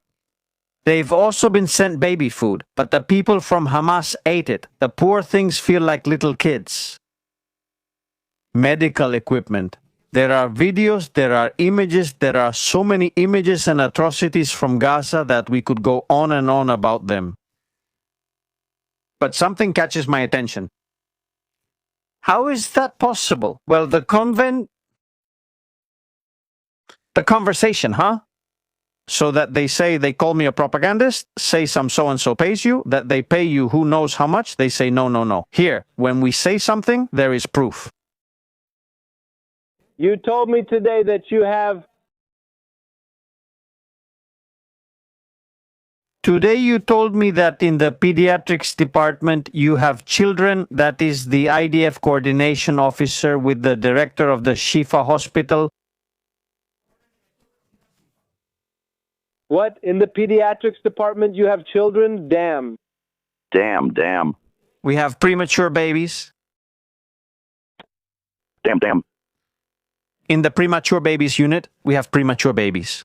Damn. It is what it is. We're ready to give you assistance if you want. They're ready. What kind of help? If you want...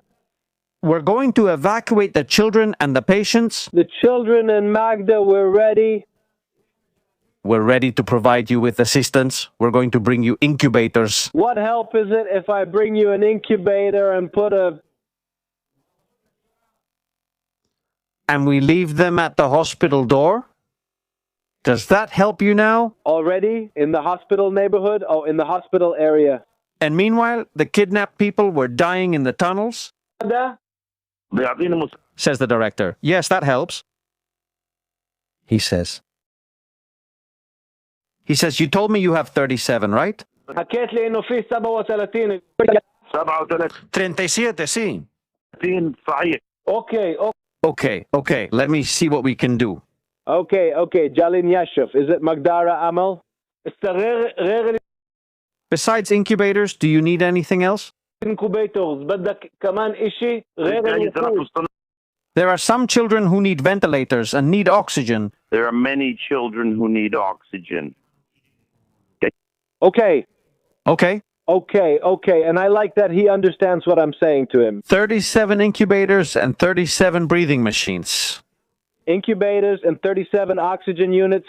Nothing. I'm going to leave like this. But we need 4 breathing machines?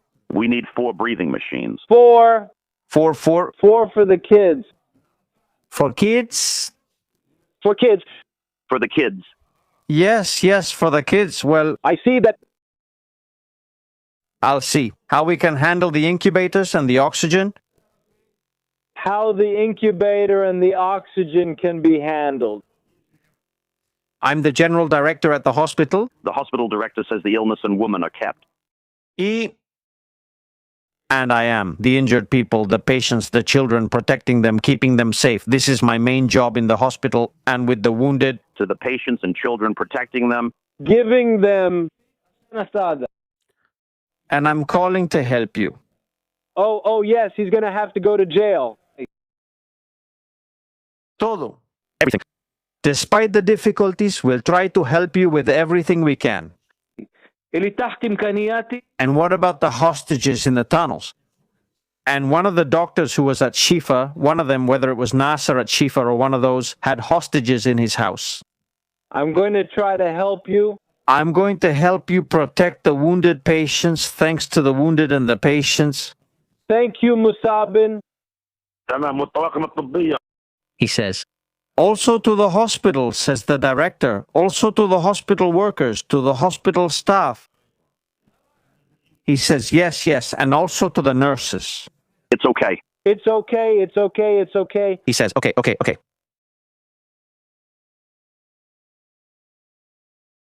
These things are... The things that don't appear anywhere, the things people already forget.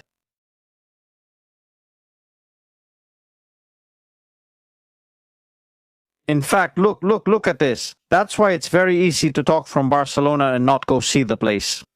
Because none of these people have gone into Gaza to see the hospital. None of them. The pediatric ward at Shifa Hospital in Gaza City needs assistance. He says the pediatric department at Shifa Hospital needs assistance. Israel is ready to help. We have made a formal offer to Gaza to transfer incubators. We have made a formal offer to the health officials in Gaza to transfer incubators to the Gaza Strip, to assist the pediatric department. To assist the pediatric department at Shifa Hospital. Extensive offers are on the way to ensure that these incubators. He says, let's make sure that these incubators behind me, right here, behind me, can reach babies in Gaza. Can they reach Gaza's babies immediately? Delay our wars against Hamas. He says our war targets Hamas, not Gaza's people.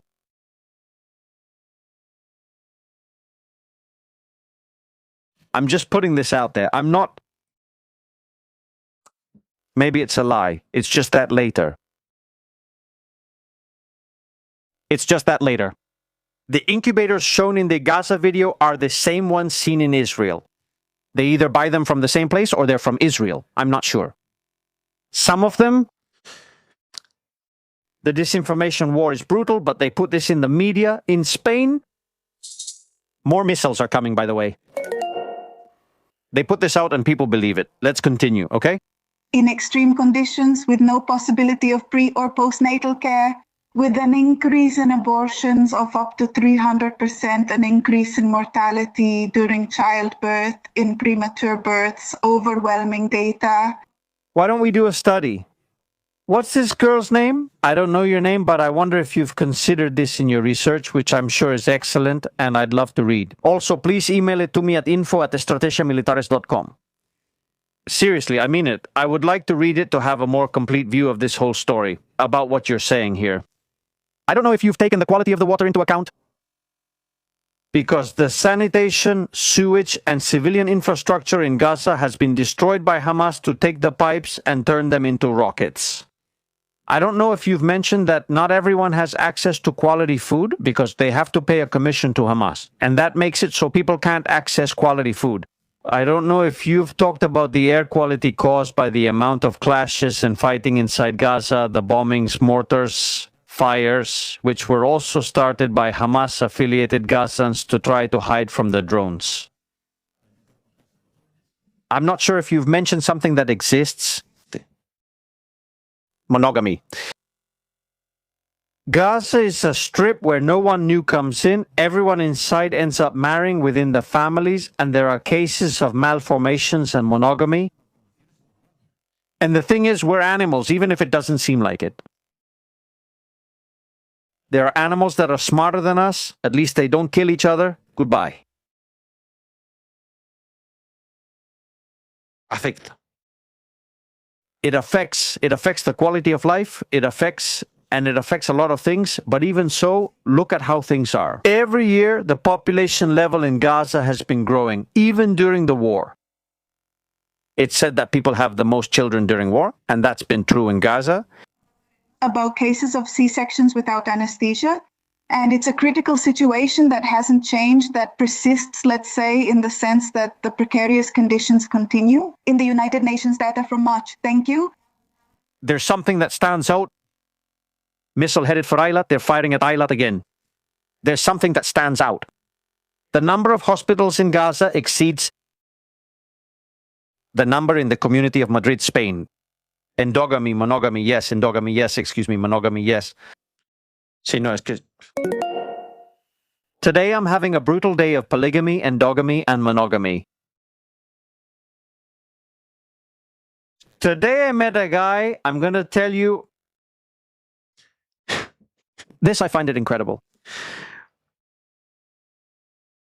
Today I met a Palestinian. I talked to everyone. Today I met a Palestinian who is married to 2 women and has 12 children. Post And I just stand there looking, and he tells me I'm 48 years old and I have 12 children. I don't know if that has any impact. Monogamy, polygamy, and endogamy. To what? More than 500,000 Palestinian women of reproductive age require these sexual and reproductive health care services. It is estimated that there are more than 50,000 pregnant women. That's 50,000 pregnant women. Around 150 births a day that continue to take place under difficult conditions while Israel continues with the restrictions, among them some key sessions. Let's see. Spanish television producers and editors.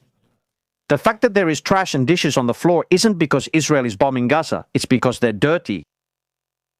I mean, you can pick up the plates, the bottles, the coffee cups, the chocolate that's fallen there. You can pick it up and clean it with a mop.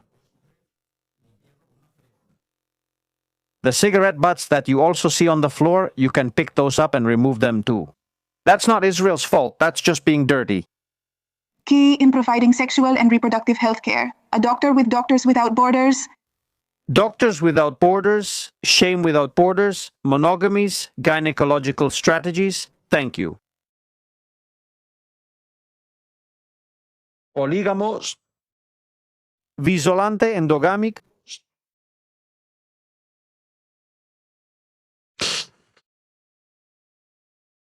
I'm dying. I think it's because I had... I'm going to end up with my head completely messed up totally. In short, what you have to do is go to the Doctors Without Borders website and make your donation. Donate 200, 500, 600 euros to buy an incubator that will go to Gaza. Don't worry, the incubator will get there. It will get there. The family package that can feed a family of 5 or 10 people for 30 days. That is, you go in and donate. The more money you send, the better. More children will be born. They will all be born healthy. There won't be any premature births. Nothing. Don't worry.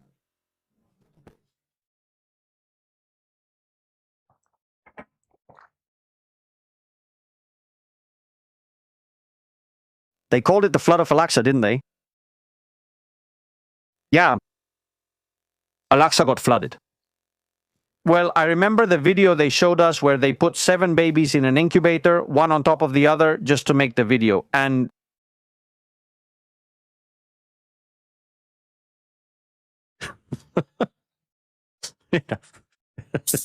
look, this one's great. Where's that missile going? Sen eilat missile. What is it? This is great. Look at this image.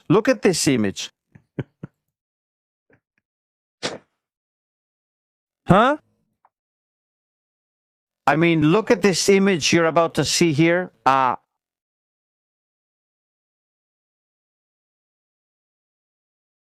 It's just wonderful. Just look at this incubator, right? Is this the incubator? And then they say, the incubator comes back to life after being destroyed by Israel.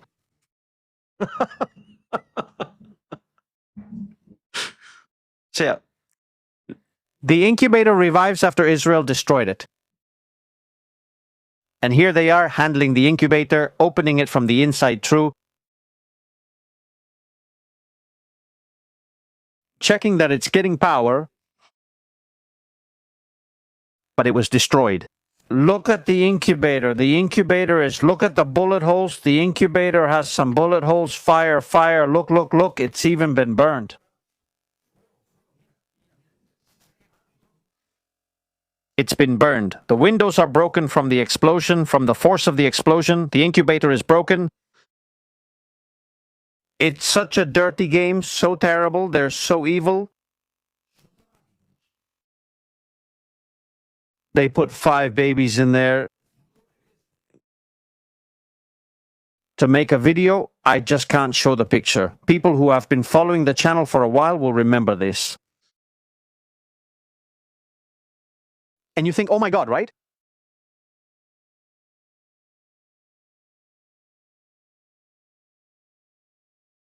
They put an incubator at the doors of the Church of the Nativity in Bethlehem. The sisters put an incubator there.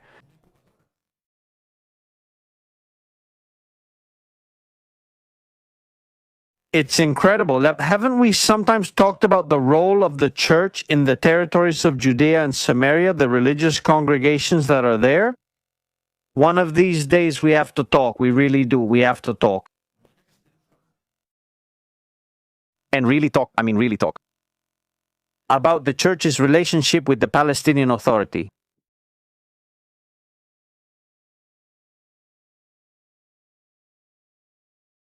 The United States is going to send 1,000 more airborne troops. Well, this goes on, this goes on. Come on, let's take a look at that missile for Islet. I was blown away. They marry among themselves, they marry their cousins, they marry with their cousins, then among cousins, among siblings. Cousins, siblings, they marry among themselves and come here. Pamela Urrutia, researcher at the School of Peace Culture. It ends up saying Doctors Without Borders. I don't know if she's from the university or from Doctors Without Borders. It's just not clear to me. Let's see. Like Doctors Without Borders? Like Doctors Without Borders. Then they cut the clip so you can't hear or see the trick. I remember when Israel entered the hospital in Khan Yunis, in Chenunes, the Sayeret forces entered the hospital. They found the medicines of the kidnapped people in boxes that hadn't even been used for anyone else. Because you say they didn't give the medicine to the kidnapped people or the elderly, but to someone else. At least they're saving a life. In the end, it's still a life. No. They had the medicines of the kidnapped people in a cabinet, stored in a cabinet, and they hadn't given them to anyone. To anyone. And now what? Now? How do you explain that?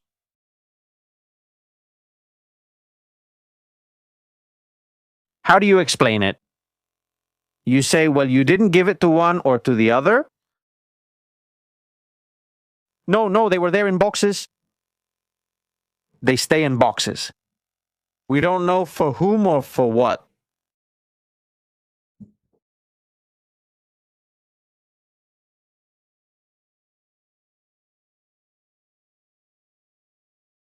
I'm going to try to find the video. I should have a folder to put all this junk in, so I can take them out later. Do many of you remember, those of you who've been here since the beginning, since the early days of the channel, back when we saw weapons coming out of hospitals? On the 24-hour camera when Fafo was alive, do you remember that guy, Fafo? Al-Jafari, you remember him, right? Well, so we saw that was seen here, taking out grenades, anti-tank weapons from a hospital. I don't know if they were doing some kind of invasive treatment for some disease. We don't know.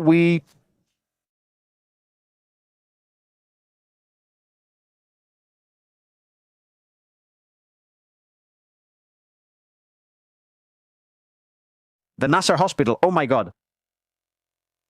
But at the Shifa Hospital, let's see, look.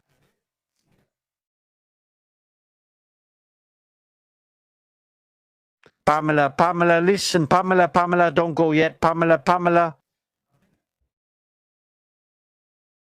Let's see if at the Shifa Hospital.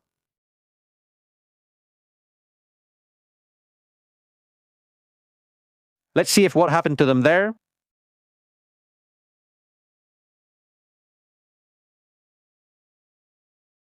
is the same thing that happened to the kidnapped people. I don't know if Pamela has seen it. Do you think Pamela might have seen it? Look, Pamela, look at this video. Pamela Urrutia. I like her, Pamela, huh? I think we're going to invite her.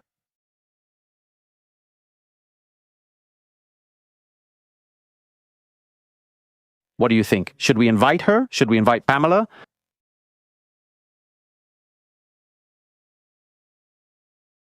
Pamela Monogamia. I like that. Pamela Monogamia.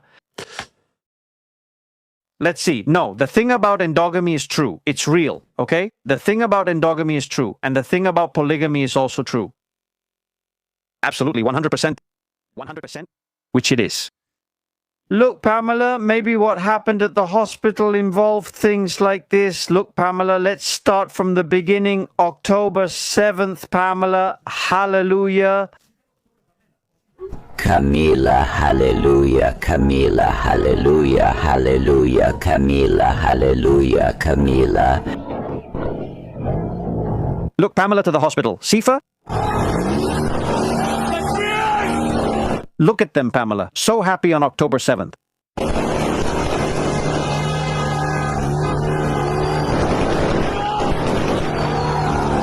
The incubators were arriving. Pamela, the incubators were arriving. They were celebrating the arrival of the incubators.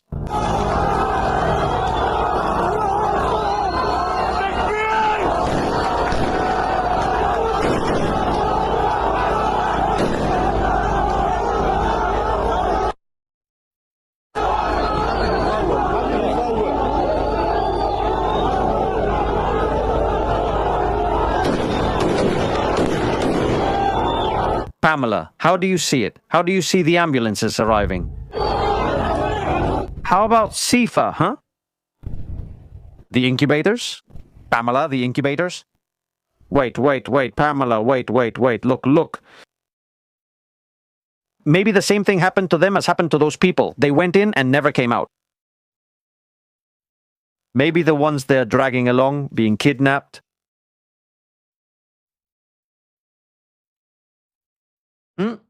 Maybe. What do you think? While Israeli hostages were held in Shifa Hospital, doctors without publicly acknowledged their own presence there. While Israeli hostages were held in Shifa Hospital, Doctors Without Borders publicly acknowledged their own presence there. The ones from Doctors Without Borders, the ones you mentioned, her name is Pamela, right? Pamela. Her name is Pamela. Yes, it's Pamela. Where is Pamela? Pamela, come back, Pamela. There she is, Pamela Urrutia. Pamela, the other day, Doctors Without Borders, or we could call them Doctors Without Shame. They said that after 2.5 years they had found, masked and armed individuals inside the hospital, and that it was no longer safe for them to work inside. 2.5 years later, Doctors Without Borders, the organization you mentioned, knew what was happening inside the hospitals, knew where the hostages were, and did nothing. Did nothing? What do you think about the hostage situation? How do you see it? More missiles? They're coming, missiles. They're coming, the drones. Let's see, who's coming now? This is crazy. This is absolutely crazy. But then they come here to criticize, to say, no, Israel pays you. I don't know who pays you. I don't know how much they pay you. Pim, pam, alol, again. I think, let's see. Intercepted in the previous attempt. Are they going to launch another one? Over the Alat? Then they come and say it's just you who thinks everything is bam, boom, bam. I just don't buy this. I don't buy it. What do you want me to say? It's just that after seeing the footage even, look, the other day they said, nothing more, nothing less, that I had made up the video of Pedro Sanchez with the photo on the missile, that I had made it up, that it was my own hoax. I mean, military strategies, I had created the video of Pedro Sanchez with the missile.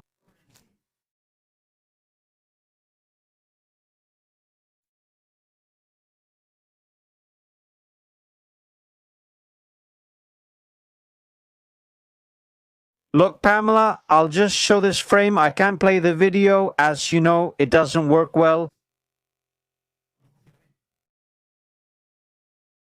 Saturday, October 7th, 2023 at 10:55. At 58 seconds, they put one of the hostages on a stretcher and he would never come out again.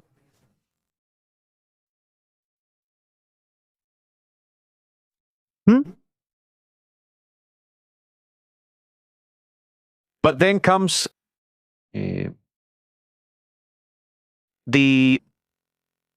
ship captain, the traveler,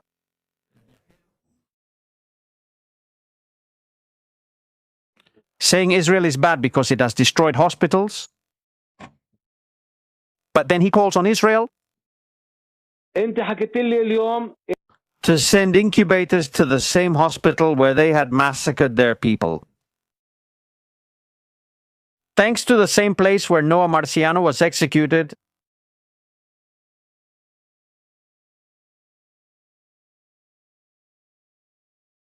same place. But the campaign, at that moment, all eyes were on Sifa, all eyes were on Sifa Hospital, all eyes.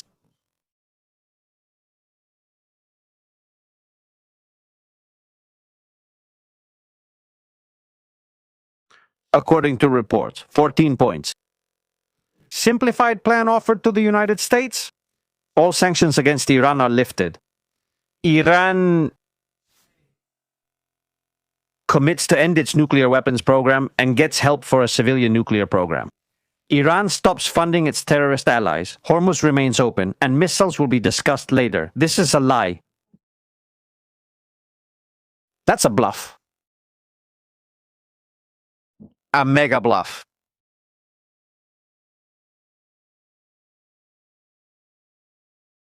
Be careful, there may be Mokshaba photos. I'm already seeing photos or stories coming out. I don't know if it's true or not.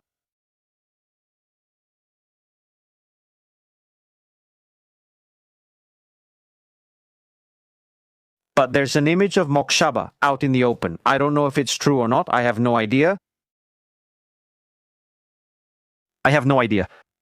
Today's all about hospitals. We don't know. Eilat is currently under attack. Let's see what happens. We're not sure what's happening in Eilat today, but it's being hit hard and targeted aggressively. Friends from Eilat. Hugs.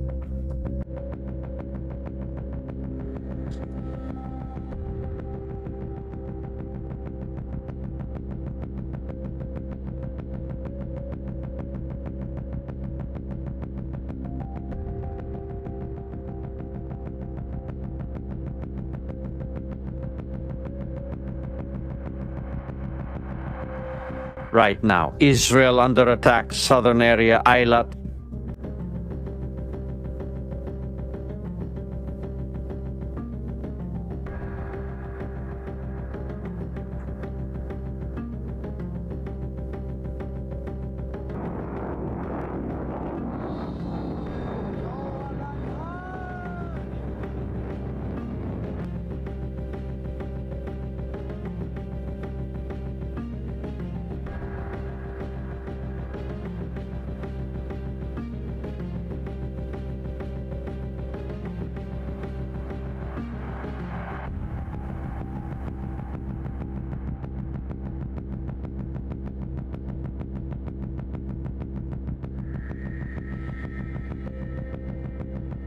Family, we are live on military strategies. Please leave your likes and comments if you are not subscribed to the channel.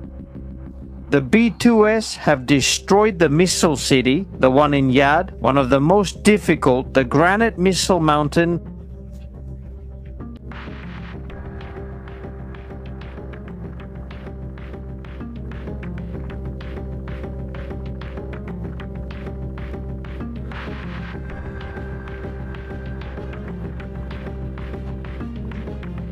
And we see the explosions. Intercepted in Eilat.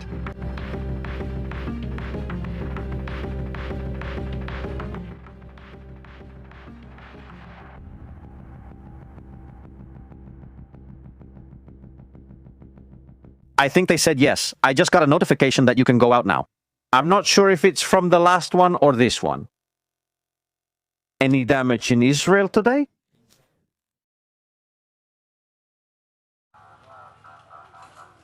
For those of you who arrived later, there it is.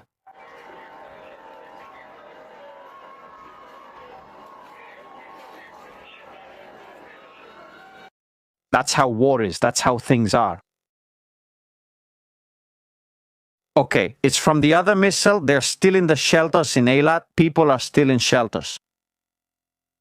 We're not streaming on Twitch today due to technical problems. We can't stream on Twitch today due to technical problems. Family, so I'm asking for your cooperation. Thank you very much. We're live talking about military strategies. We have video of Hezbollah, Fateh 110 missile. The smallest one in the family, the pocket-sized one, the new El Fateh. Launched from Lebanon, manufacturer, Iran, financier, Iran. Pedro Sanchez's government stated that Israel must withdraw from Lebanon. That they are not going to allow it? Well, I don't know how. We don't know. They are going to allow 24 to 72 very important hours. We also have images from Tehran, another one of the important buildings that has collapsed. The difference is that some have to launch a ton of ballistic missiles to hit something, which is usually a civilian house. Israel goes there with a plane, enters their airspace, and takes it down. But Iran is winning the war. Iran is winning the war. Look.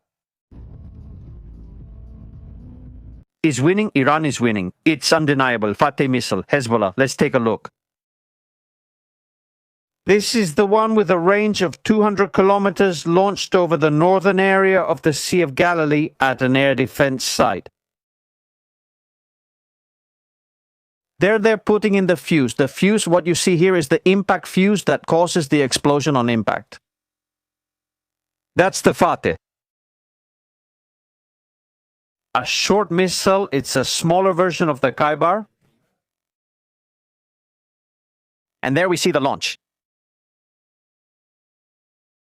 Quasi-ballistic missile. It doesn't follow a full ballistic path, just a quasi-ballistic one. And also a cruise missile. Usually it launches a cruise and ballistic missile simultaneously to confuse.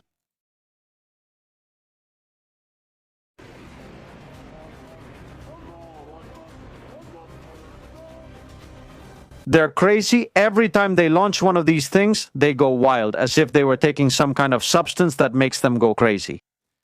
Now you can go out. There are no reports. For now, nothing. For now, there are no reports. Family, for now, there are no reports. It looks like it's going to be an intense night in Israel. There are going to be quite a few launches. Family, I have to leave you. Unfortunately, I would like to be with you longer, but we have to rest. It's been a really tough day. You can't even imagine. We'll talk about it. It's been a really tough day. I hope you enjoyed the content. If so, please like, comment, and see you in the next show. Thank you for all those super chats. I'm not going to read them tonight. Forgive me. I apologize. I'm exhausted, really exhausted. Thank you for your affection, support, and desire to keep this going. See you, family, in the next show here on Military Strategies. Muchísimas gracias por todas esas muestras de cariño, por estar ahí con nosotros y apoyarnos, de verdad. Muchas gracias.